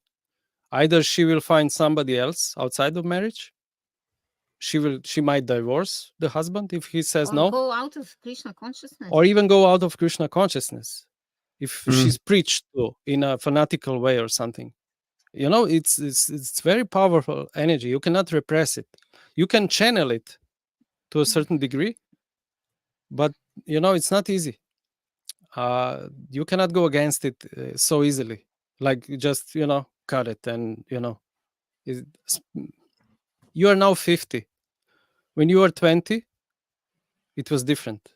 Now you're speaking from the level of consciousness from now. But when you were 20, if you can remember, it was different time. The energy was different. It was much stronger and so on. Now it's easy for you to say, yeah, I will just, no problem. But Well, it's actually, not easy. so my first wife, we lost our first child and she nearly died. And they told us that was likely to happen again. So we actually had a very similar situation to that. And so we were just like, YOLO, we'll just take what comes. They said, if you want to have children, then you need to, probably you have to do this IVF to do it. And so we were like, well, what are we going to do about that? Are we going to do IVF? And we were like, no, if Krishna wants, then it'll happen. If he doesn't want, it won't happen. I mean, that was how I was about it. And she went along with that, I guess. Or she was also that way about it. And then, we just kept having sex and she got pregnant again. And this time we had a son. And she nearly died as he was being born. He nearly died as well. I was just like, man, I'm cured for sex life for life now after this experience. But of course I wasn't. It comes back, within like weeks, if not days. It's like, yeah. Yeah, there was one devotee. He was a book distributor in some South American country. I don't know which one, maybe Brazil or somewhere. And he was visiting the morgue every week, trying to transcend this desire for sex by looking the dead bodies. And it didn't work out for him. Necrophiliac. He Becomes a couldn't necrophiliac. transcend it. He couldn't transcend it, just by looking dead bodies or looking, even if you are present at the birth of your child, it's a little bit traumatic experience. It's really impressive, situation. But still, after a few months, Maya just covers you. It's again, you're, maybe for 2 months, you are okay. Wow. I really, I'm transcendental. No. It comes back, it's so powerful. So you have to find a way to engage this as much as possible in the service of the Lord. If you cannot do it on the top level, then, like in Bhagavad Gita, Krishna is speaking different levels of surrender. If you cannot do this, do at least this. If you cannot do even this, go like this. And at the end comes to the, at least do your work and offer some of the fruits of your work, offer it to me. It's a gradation of what people can do. And in this way, I see what Prabhupada was preaching. Okay, this is the topmost. Nice. Okay, great. But if you cannot do, you come to the minimum. You don't go below, which is at least marry, take care of one wife, at least this. This is a minimum. Take care of what? Take care of your wife. And what would be the Okay. worst thing? The worst thing would be that she has sex, Gets pregnant, and kills the child. That or would be herself. Yeah, She I dies. know. You like. I love you. You come. I thought I would like come up with the most extreme things, but Mother Padmasundari, like, you come up with ones that are like even like I didn't even think of that. Let me see if I can make the letter. Then I'm gonna include that. So at the top would be the Pandu approach. You're like fully Yeah. celibate. It's like Krishna has revealed to me that he wants me to be celibate in this lifetime, and I dedicate myself to this. And in another life I can enjoy those things or whatever, and you live your life as a nun, right? That's like the top level. And then the next level would be like I'm just gonna like surrender myself to whatever Krishna wants. I have a desire to have sex, and I'm gonna do that. And then the child will come from that, and I'll live or die as Krishna wants. It's like the next level. No, maybe another level this is the first level. Maybe this is the first level. for whom? Higher for than the her. celibacy. Yeah. Oh yeah. Celibacy Okay. would be more on the fourth level. I think. Okay. Yeah. Okay. So so there's those two. Then there's like I want to enjoy the experiences of sex and bonding with my partner and sharing that experience together And and I'll for do my it. own pleasure. I'll do it based on the religious principles. What is this? Once a month or certain period when she's fertile according to religious principles, she will do it like this. Then if you go lower, that's the having the child approach, right? That was the yeah. So but then there's like trying to have the sex without having the child. So there's contraception, getting the tubes tied, getting the having a hysterectomy or whatever, getting the fallopian tubes tied, using contraceptives, using the rhythm method, That's on the going second on the level. pill, using condoms, like getting an IUD or whatever. There's all of that, and then there's like the ultimate lowest level, which I didn't even conceive of, which is like just having as much sex as you want, and if you get pregnant, you just kill the child, which is like satanic level. Or you can. I have another one. I just masturbate. Okay, satisfy there you go. yourself. Like It's even a robot, lower, a robot. It's just you. It's the first level of that reminds me of this one kind of meme thing I've seen. It's a video. It's like this is like the most twisted. It reminds me of the 16th chapter. It says they're envious of the super soul within their body and the body of others. And it's someone saying like, I want to become the first trans woman. So it's a guy who's a trans woman to get a uterus transplant so that I can get pregnant and then have the first trans abortion. It's like to go through all of that to be able to get pregnant and then to kill the baby. It's like that's the goal. Insanity. Yeah. That's really that's insane. That's worse than the first level that we see. It's like absolutely Worse than the first level. It's like the inversion of everything, right? Yeah, it's demoniac. Demoniac mentality, complete. I think even killing a child is quite demoniac. Like, come on, you just don't want to take responsibility of something that you created just because you want to have something inside you and have this giggly feeling of something. Let's be a little bit more responsible here. Okay, you want to have sex, that's natural.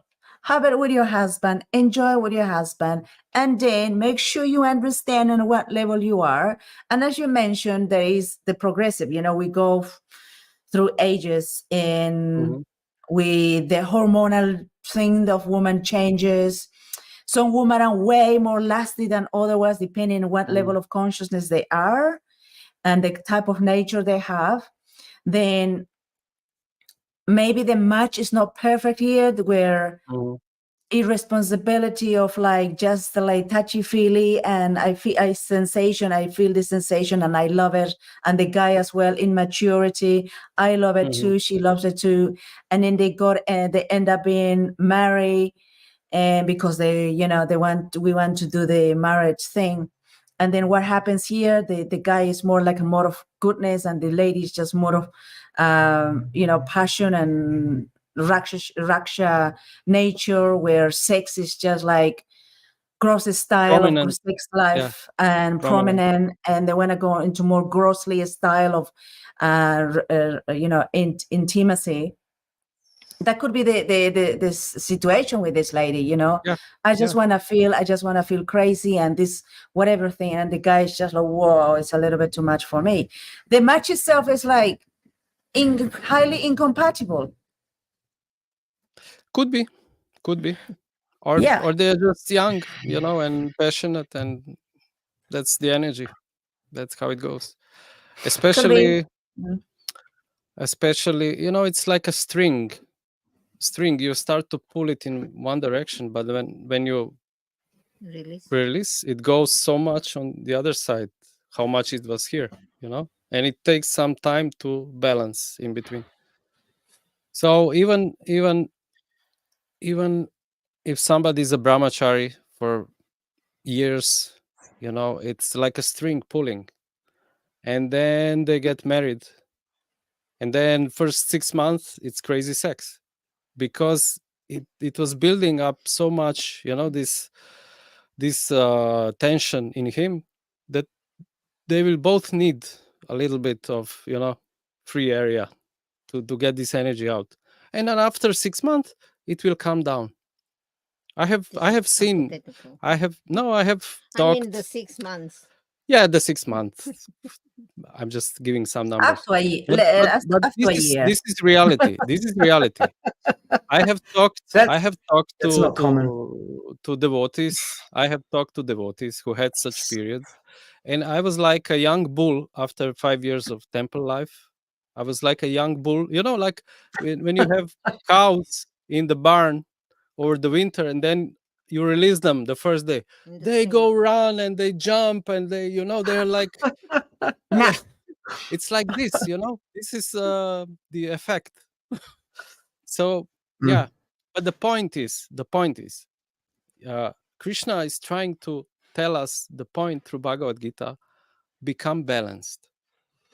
Not too much eating, not too little. Not too much sleeping, not too little.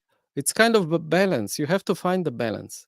And sometimes in certain periods of life, one can have like a little more, this string going to one side and the other before it balances, I'm not, I'm just speaking out of observation, what happens and what is the real life. Nobody wants to talk about this sex in ISKCON, but it's going on. The other thing that I just pop in my head is like, let's see, this is just the nature of certain living entities that take birth on Earth. And we see a lot of murderers that are sexual murderers. Also, we have pedophiles, their mind is completely twisted. We have but this twisted mentality comes from somewhere. Exactly. Usually it comes from repressing sexual energy. Then it hits you and pulls you into the crazy area. Yeah. And then we also have like any criminals in jail that have been going crazy with sexual acts, killing for sexual acts, having sexual acts with dead people. You see, the mentality is so gross. Now, if the sexual drive is so high, there are also medications that can help you to balance it. So your mind is not like so twisted. Your body is way more in balance with that. There are medications like that. Even in Ayurveda, there are, certain things that can increase your sexual desire. Or you can lower it. So what is the most natural thing where you can support your body, the nervous system of your body, also calm down the mind, where you can be a little bit more clear what are you doing? Because when you are in that state of high sexual levels, even the most saint man, well-learned man that is reading the scriptures like, sex this one, sex that one, where he leads you and everything, they're just acting in a way that is derogatory for themselves. Case scenario, we have these swamis in saffron colors doing sexual acts that are abominable. So what do we do to prevent that? Let's be a little bit more self-reflective where you are at. What is the proper way where you're not going to be starved of that act that you want to feel, and do it in a way that is more natural, more balanced, more respectful, and where you meet those the essence or the feeling of having sex or the connection with someone, where actually not only you having the touchy nice feeling of sex, but also you having this deep connection with someone. It's even beyond just the rolling about and turning around and flying here and there in a sexual act. It's beyond that. So why not that? Yeah. We were learning from Mark Gungor, one pastor. Yeah, he's a from preacher. America. He was talking about male and female nature. Mentality, Yeah, and I liked this concept where he was talking about sex between wife and husband. He was quoting Bible. Yeah. I don't know what is something about Solomon, this section. I don't know. You know how and then he was explaining how a man has to court a woman, he has to take her to nice dinner, and then talk to her like the whole, it's like a culture. It's a cultured way to Get sex. and have children. And I like this. Then there is this book, Samskaras, also, how to have Garbhadana Samskara, and it's very intimate, but it's cultured. It's with mantras, the man touches the woman's clitoris, and then he says this mantra, and you have to, the whole day you have to prepare yourself. You wear white clothes. Woman doesn't eat much, and man eats a lot.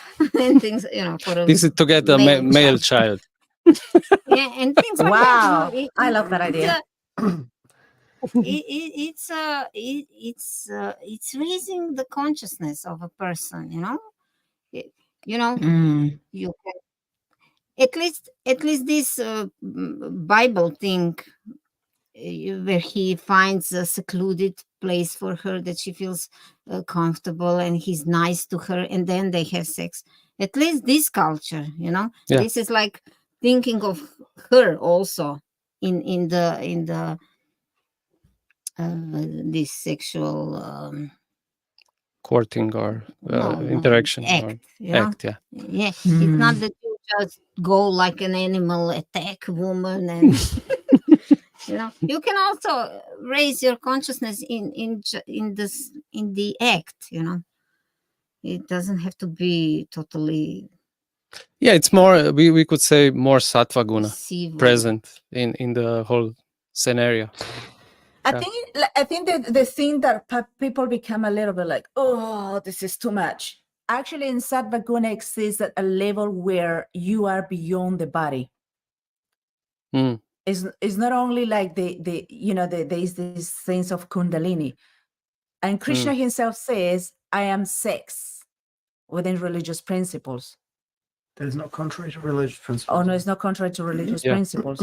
What that actually means, because you know what, if you discover the act of sex, there is a level of like, okay, this is okay, but there is a level where the woman and man connect so deeply that is beyond that, beyond the body. And there are certain things some women may be thinking, it's just like about penetration, and it's just this and that. Is like, I think you're asking for the lowest level of sexual act. How about do it a bit higher than that, where you as a woman, you prepare your consciousness, you are more in tune with the energy of your husband, of your partner, and then you connect in that deeper level. Mm. And then the sexual life is in the Sadhvaguna. Satvaguna, where you're not only honoring the presence, the body, the energy of your husband, you honoring the spirit soul that is inside that person and the higher Paramatma spirit that is in the heart of that person. There is a different level of consciousness there. Why not Yeah. go into Yeah. that level? Because you Yeah, know that's what, having Tantra. a section. Tantra is Yeah. dealing on this level. Yeah. Exactly, But- because you recognize I have God within myself that is looking at me and seeing everything, and I have God in my husband. Why not that level? Sexual act, there is many levels. Yeah. Yeah. It's nothing for me as a person. I have to say, sexual act for me, the sexual act is just like boring. It's very boring. Mm. If I don't connect with my husband, then it's just like basically I can't get in anywhere.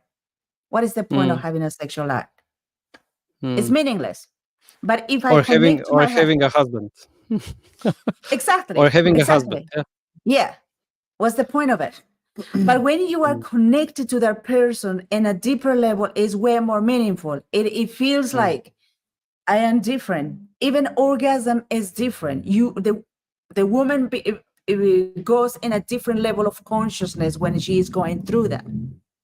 Mm-hmm. The experience of being a female, the experience of like connecting to the femininity and the power of feminine energy and the masculine energy is like, it's mind-blowing. Yeah. So Yeah. for this 20-year-old woman, that's obviously going to be a big ask, to become celibate for the rest of her life. And I think one thing that might go unexamined in looking at that scenario is, well, okay, what do you want out of life? Do you want sex or do you want spiritual realization? Or do you want both?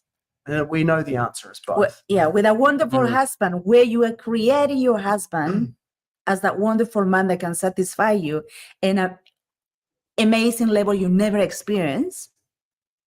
Or you just want to be in the lower base where it's just like, okay, I just want someone on top of me or behind me or in my corner, whatever. And then the in and out of stuff. That in that way, that woman is wasting a lot more energy. I tell you. But when you have this act where you are connecting in a deeper level of your husband, the energy levels of that person will be amazing. She will feel like, oh my gosh, I'm on the top of the world. I cannot imagine. It's incredible energy that the person, myself, I get it. I feel more alive. But if the energy level of that sex is just like, oh, I just want the rabby things of stuff, you become so tired. You become so sluggish. So maybe discover that area of your energy. You either have a wonderful husband you create, you become a wonderful woman that is connected to yourself, and your spiritual life is intact. It's a choice. It's a choice. Yeah, it is. Yeah.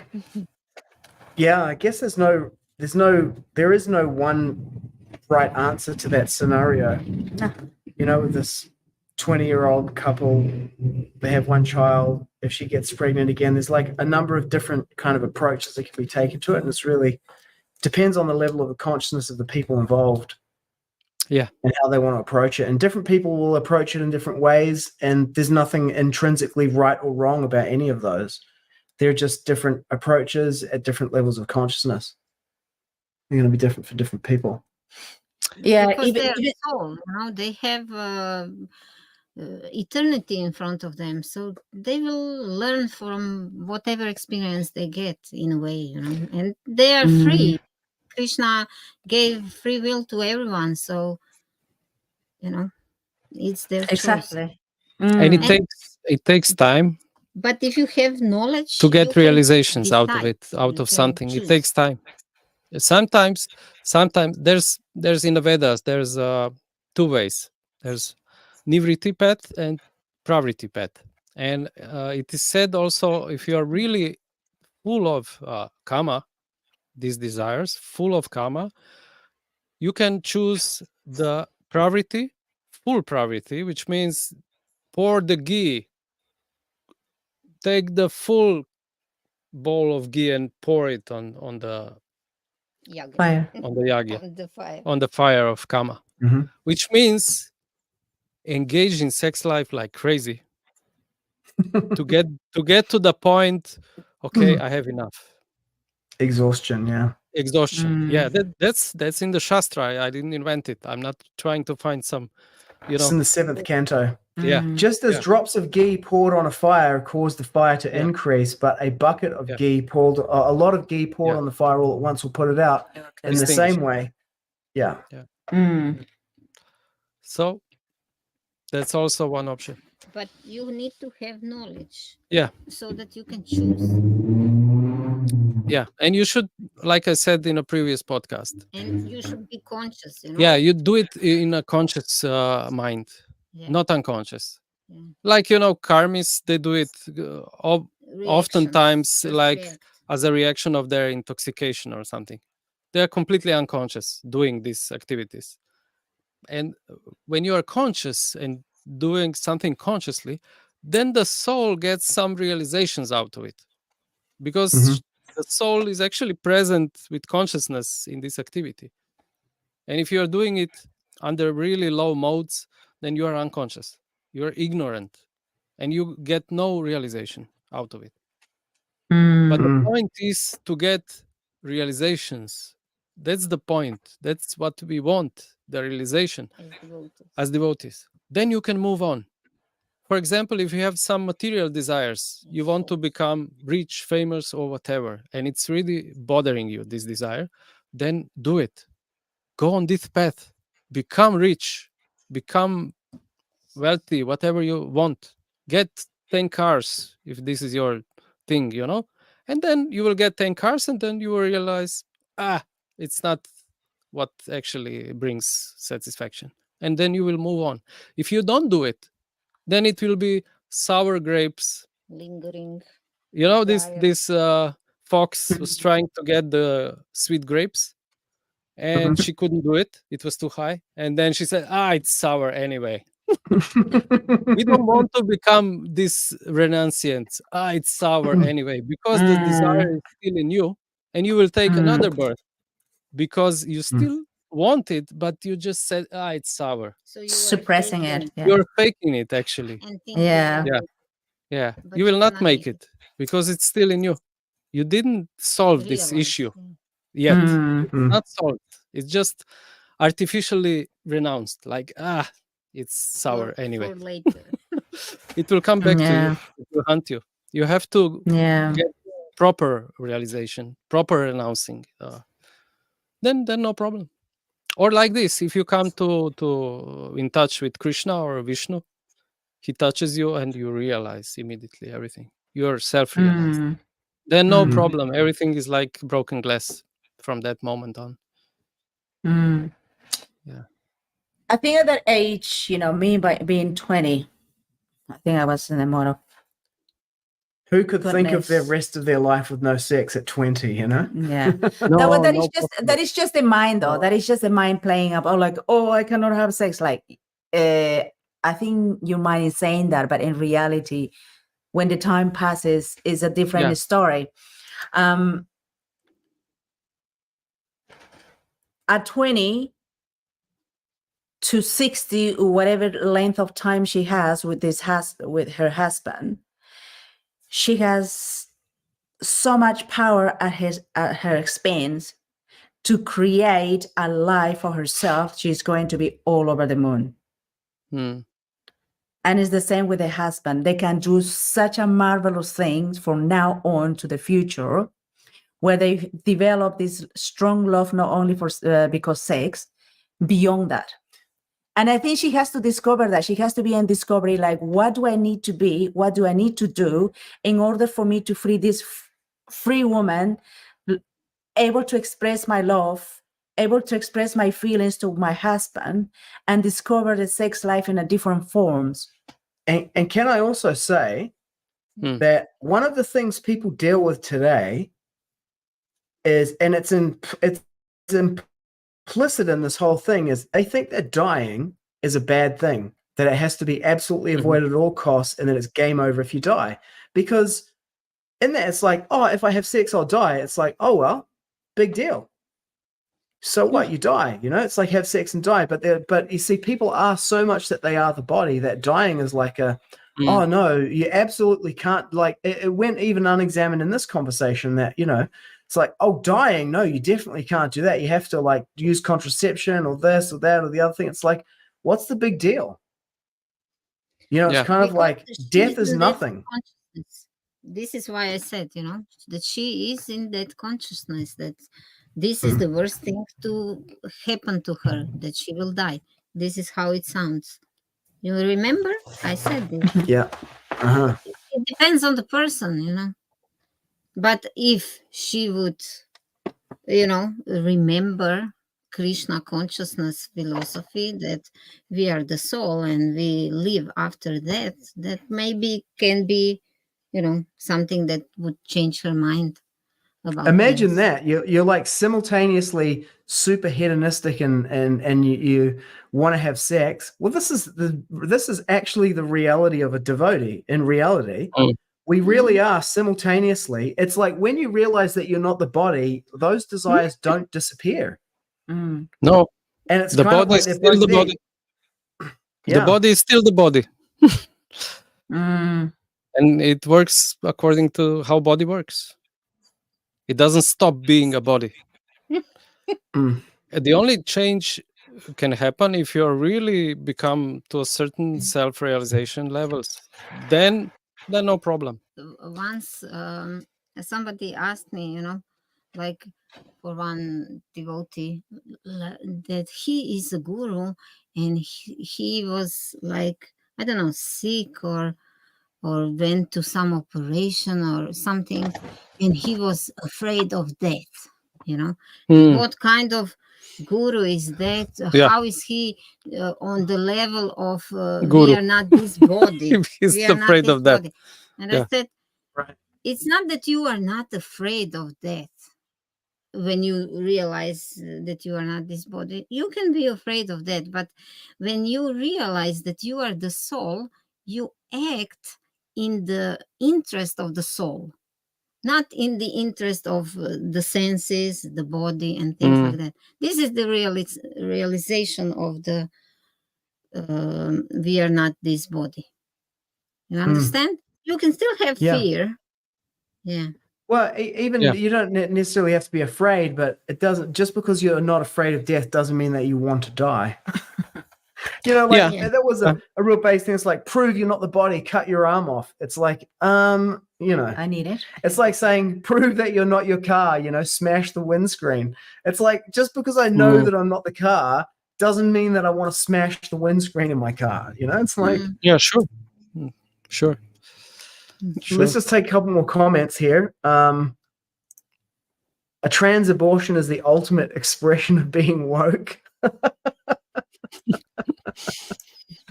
The trans movement has something against children. Children are the target audience of their preaching. It's demonic. Sounds transphobic to me to say that. Also, facts. Epic. Krishna Chaitanya Das says, thank you so much. A very thorough treatment of the subject of progressive development according to Prabhupada's teachings. It's not the kind of progressive development that ends in trans abortions. It's a different it's a different definition of progress.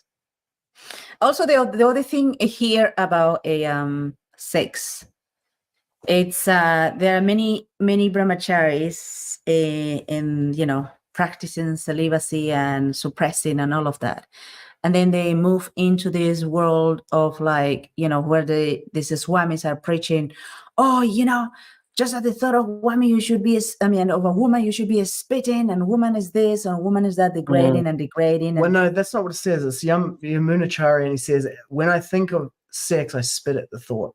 He didn't say of a woman. And there, I hear myself in a speech, you know, like the, you know, what are you thinking? You know, the body of a woman is just like a lumps of fat, and here and there is like speaking really in a degrading way about a woman. And what the mentality of these men I don't know, must be the hate towards women, and then they have to deal with women everywhere, every day, because they're distributing books and everything. And the thing we need to get here is, you're talking about a soul in a female body. Why are they teaching to hate that?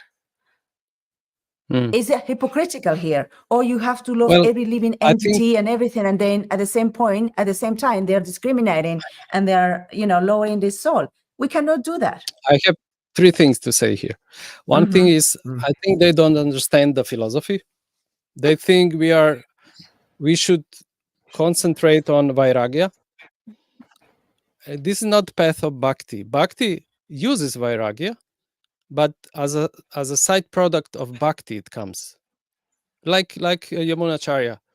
He's saying this out of his bhakti progress, not out of vairagya mentality. He has bhakti realizations, then this other thing looks like broken glass to him. It's a different level of approach. We are concentrated on bhakti, and then because we progress in bhakti, the vairagya automatically, naturally appears, and also the knowledge appears. We don't have to be concentrated on vairagya or on knowledge, but on bhakti. Then Krishna gives the knowledge and vairagya. It comes from within. That's one thing. Then repression of sexual desire for brahmachari. The more you repress it, the more you think about it. It doesn't work. Chidananda has asked this question: what's the difference between celibacy and suppression? So maybe you can. Sounds like you're already speaking to this, but if you can link it into that to answer that question. Well, this is the nature of how things work. If you're constantly bothered with these desires and you try to repress, the more you repress, the more you will think about it. Then at the end, you are completely off the track. So why do they give celibacy to The celibacy, and at one point you have to acknowledge it, that this sexual desire is in you, and then you change the ashram. That's the natural course. If you are bothered with this desire so much and you start to repress it, you will think more and more about sex, not less. Well, everyone That's is. the nature, That's how it works. Yeah. That's why you need to have knowledge about grhasta ashram also as brahmachari. I mean, in previous ages, they started with celibacy from day one, Yeah. But here we have after. Yeah, and usually the brahmacharis in this age, they first go out, act like madmen, have sex, have drugs, have rock and roll, and then they enter into brahmachari ashram. They already tasted. They already tasted. Yeah. And the idea of the brahmachari ashram is that it makes complete sense. It's like, I never would have learned to play the guitar and be in a rock band unless I had this like frustrated sexual energy that I needed to channel into this thing. And then, as soon as you're like, that's just the whole thing. It's like, you're a brahmachari, you channel your sexual energy into studying so that you can get a good wife and like, make bank, afterwards. It's the whole point of it. Is like, it's celibate student life. So you're channeling, you're sublimating your sexual energy into like, I need to like nail this thing so that I can nail my wife. It's the whole and perfecting oneself. Yeah, channeling. Yeah. And the other thing is, you can be married but still be celibate. Yeah, you can. The point here I'm trying to make is marry and have sex according to the highest principle you can follow, and gradually transcend it. Emphasis here is gradually. If you are, if you had a really rock and roll style before you came into the temple, probably you're not gonna follow the top standard when you marry. Most probably. Because of your samskaras from your previous young age. That's how it works. But if you can, probably that's also great. That's great. not everybody ends up as a rock star either. You know, you kind of like have an underlying nature that drives you in that direction as well. So Yeah. the samskara Yeah. is from this life and the previous one. Mm. But you know, if you see your spiritual progress as a marathon, Not as a sprint. not as a sprint, you know, it's a marathon. When you're 50 or 60, you will gladly take it out of your system. You know, you will go through all these periods of you know, and you will become more steady. At least in the old age, you will had your experiences which you wanted, and you will focus at the end on spiritual stuff. The point is that you most of the time are focused on spiritual goals, not that you repress and then you're focusing more and more on sex. Better have a nice sex with your wife, occasional, and after sex you speak about Krishna philosophy, because it's out of your system for some time. Really, I'm not joking. Yeah. And Yeah, you yeah. will be Krishna conscious Story most of of my the life. time. So This is how it is with devotees. this is how it is with devotees. They have sex and then they Exactly. talk about Krishna. And get on with life instead of like Yeah, just being like all the time focused on not having sex. Yeah, Like, yeah, exactly. I see people who are like that. I'm like, dude, your life is more about sex than mine Yeah. is. Like, Then you you have are less sex practicing- than I do, and your life is more about sex than mine is. It's crazy. Then you are actually practicing sex consciousness, not Krishna consciousness. Exactly. Yeah, So that's true. I would like to answer for this question. So when we come to Krishna consciousness, we are really enthusiastic about Krishna consciousness, and then we take this celibacy to help us to boost our Mhm. energy into studying, and we are totally focused on Krishna because it's a new thing. It's like explosion Exciting. of Yeah. yeah Senses and yeah everything. everything. Yeah. And then after it gradually Normalizes. goes down and then the sex desires come up, Again. don't go into suppression but marry and Balance it. Yeah. Balance these energies. That's the Mm. whole art. You have to be balanced. like a yogi. Yeah. Yeah. You know, the Now other one. we come to the individual Mm. levels of Yeah. couples. Not every couple Yeah. is the same and so on. Yeah. The beautiful thing about this is, brahmacharis coming out of their time of being a brahmacharis and getting married. One thing we need to consider is find a partner that is going to be your best friend, Yes. who's Yes. going to be your support, whatever life you're going through or she's going through.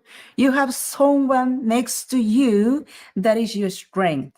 What else do you want in life? And Krishna himself, Krishna's Diksha gurus or Siksha gurus were married couples.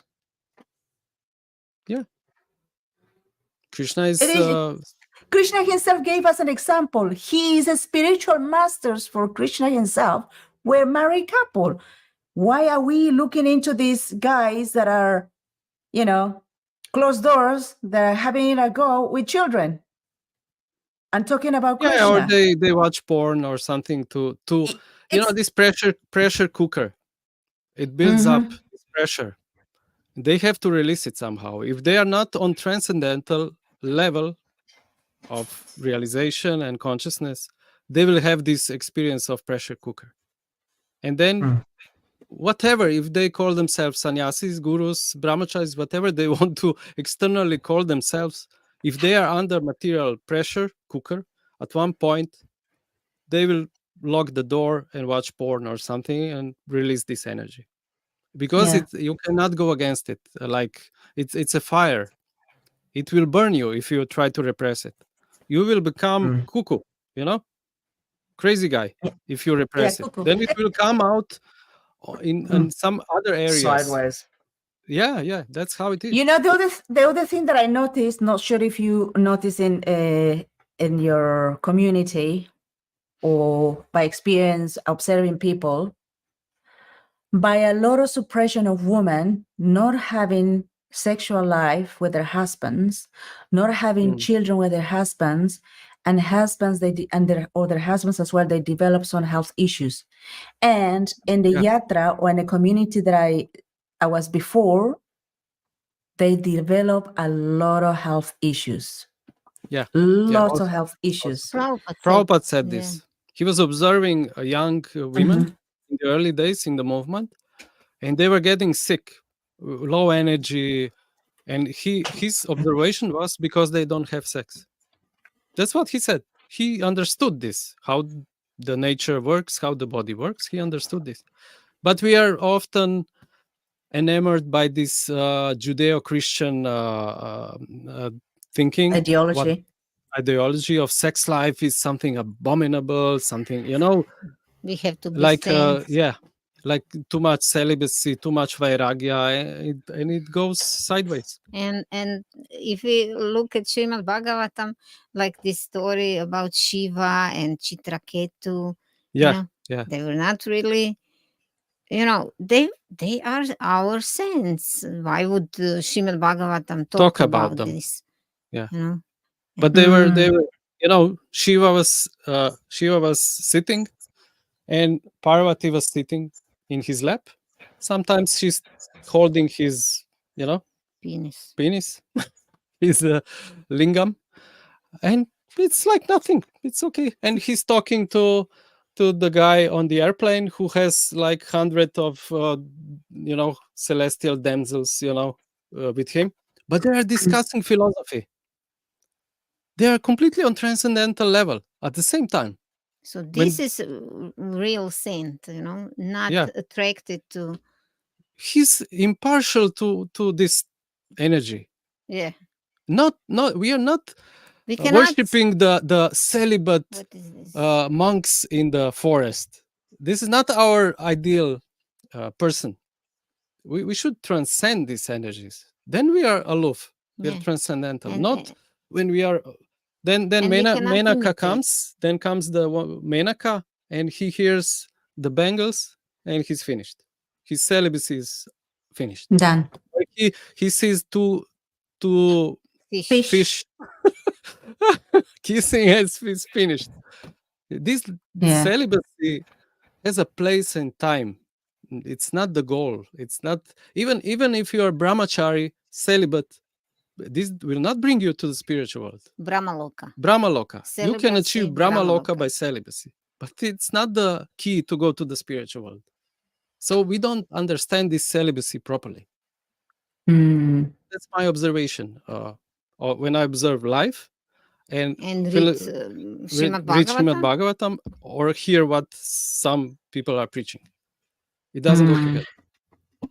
So the other thing of becoming like aloof, I can where Parvati is grabbing the lingam of Shiva.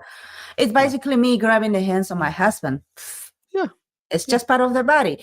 But when you are so attached, it's just too much. It is too sexualized, too embarrassed, too, like, oh my gosh, I'm doing the wrong thing, or it's a different environment that one person is creating. But it's like, for example, sometimes I caress my husband because I'm an affectionate person, and it doesn't mean I'm just like sexually, what do you call it? Fired up. And if he's normal, balanced husband, he will not feel this as a sexual stimulant and jump on you. But if he's a celibate, crazy guy, he will do it because it's too much for him. Yeah. You have to balance. And if he goes outside and sees other beautiful girls, he will not jump on them. He's balanced. He's cool. But if you are completely absorbed in this celibacy and repressing your energy, then first girl around you will see, you will be completely crazy. You will think about her and sleep with these thoughts and so on. You will dream about her, and that's how a lot of the problems in ISKCON, the historically the weird kind of stuff is very much connected with that, like repression. Yeah. Even a man of knowledge acts according to the qualities that he has acquired from the three modes of material nature. Therefore, Yes. what can repression accomplish? Mm. And so they've done a lot. There's been a lot of repression, a lot of like repressing stuff, and then it goes out sideways. Weird stuff happens. Yeah. I mean, just be a sahaja and keep it natural. One more thing, every deviation from gurus and from top are connected to sex. Every deviation. Just check every deviant who fell from his position. It's always connected to sexual desire. Always. Correct. Mm-hmm. Wow. Yeah. Yeah. Yeah. I'm sorry to It's say, so but it's like this. it's easy to point that, you know. What was the name of this guy in Australia? Babananda. Yeah. He's in my What program. about? I don't know what he's still in Mayapur. And then the other one in America. Yeah. This gay guy. And more in America, there's this BP Bapu whatever dude getting in with young children in the school. In India, a lot of people with children have been sexually abused, tortured, not even abused. Abuse is just like they've been tortured by these people. It's sex. It's related to sex. It's the incorrect sublimation of sexual energy, the incorrect channeling. Yeah. Incorrect channeling. That's right. And you know what is the biggest problem here? Is like the inauthenticity of people recognizing I have the sex desire and I want to meet this desire before I get nuts and do something abominable, especially with children, you know? Yeah. Just let's be honest. You having some sexual desires and that is natural. There's nothing to be embarrassed, nothing to be demonized or as demonizing other people. It is just the curse of nature that we're going through. Yeah. Find a partner, compatible partner, build a wonderful life where your partner is going to be your best friend who got your back who got your back in any situation.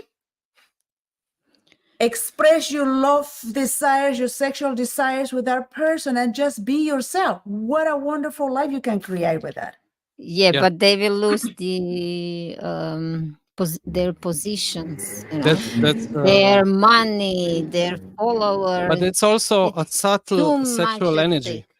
stake. Yeah. You know, the exactly. gross sexual energy is to have physical sex, but the subtle ones are even harder to get rid of. It's desire for fame, name, glory, money, followers. That's a subtle sexual desire. Power. This you have to get you have to start with the gross one and work it out. When you work out the gross one properly, the subtle ones will not bother you. But if you start repressing this energy, then you will end up like false renunciant, just gathering followers and name and fame and glory. This will be your pet. It's that's how it works. So that's why because they are attached to these positions name. They build it up through many years. They cannot step down because of too much attachment to this position, name, fame, and glory. But they will have their own results out of this. Yeah. No spiritual progress. Yeah. No spiritual realizations will come. They will have to take another birth to solve this somehow. And some people even build their bad karma. Yeah, or they're involved in sinful activities. Even if they are just staying quiet, knowing about their god brothers, doing abominable activities. If they are quiet, they are involved in karma, in sinful karma, because they know about each other and they are protecting each other. It's like Mahabharata. You get the same scenario. Yeah, eating the grains from Bhishma and so on. Yeah. That's It's a conspiracy. Yeah, the material nature is making this conspiracy towards the spiritual soul. I thought that this segment was going to go for the last, what was it, 20 minutes? It's gone for like an hour. We are making the There's like records. so much energy for it. Yeah. Yeah. Okay, well, how about we call it a day on today's episode? Yeah. It's getting Call it a night here. getting on in the evening. Call it a night for you guys. Here we go. Ishri Keshari says, "You guys are making transcendental knowledge go viral." Yeah. Yeah. I mean, when you start talking about this, I feel the transcendental energy. I could go on. I completely forget about my body and mind, and it's Sleeping. sleeping and eating and everything. It's now I can imagine if you really go into it, like 7 days, like Parikshit did. I can imagine this. It's crazy. Mm. Yeah. Well, we're gonna go and have some breakfast. I might have a lot to eat, and we should check the astrology and see if it's auspicious after all this talk of.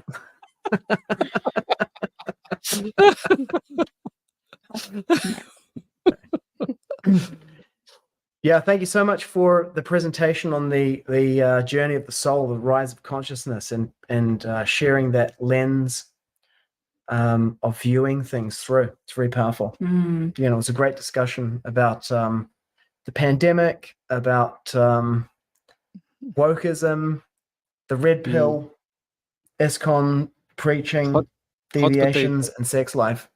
Yeah. All the hot Thank you for having episodes. us. It was nice talking to you. It's a beautiful pleasure. It's a beautiful experience, Prabhu, having to discuss this as a grhastas, because we're going through this pathway of like living together with another person and discovering along the way, our desires and where we're going with this Krishna consciousness. And we have to keep it real. We have to keep it real. We cannot pretend to be perfect and, just say sweet words and, just for the people to accept us for who we are. I think that history for the ISKCON world, that is not Srila Prabhupada's ISKCON, it's going to disappear slowly because people are looking for real people. Yeah. Yeah, it will change. Hopefully for the better. More balanced society. Yeah. Hopefully. Let's see. Awesome. Thank you, Tat Purusha Prabhu, Padmasundari, Devi Dasi. Thank you to our viewers and to everyone who commented on this episode. We will be back in the next one. Hare Krishna. I'm going to roll the credits. Here we go.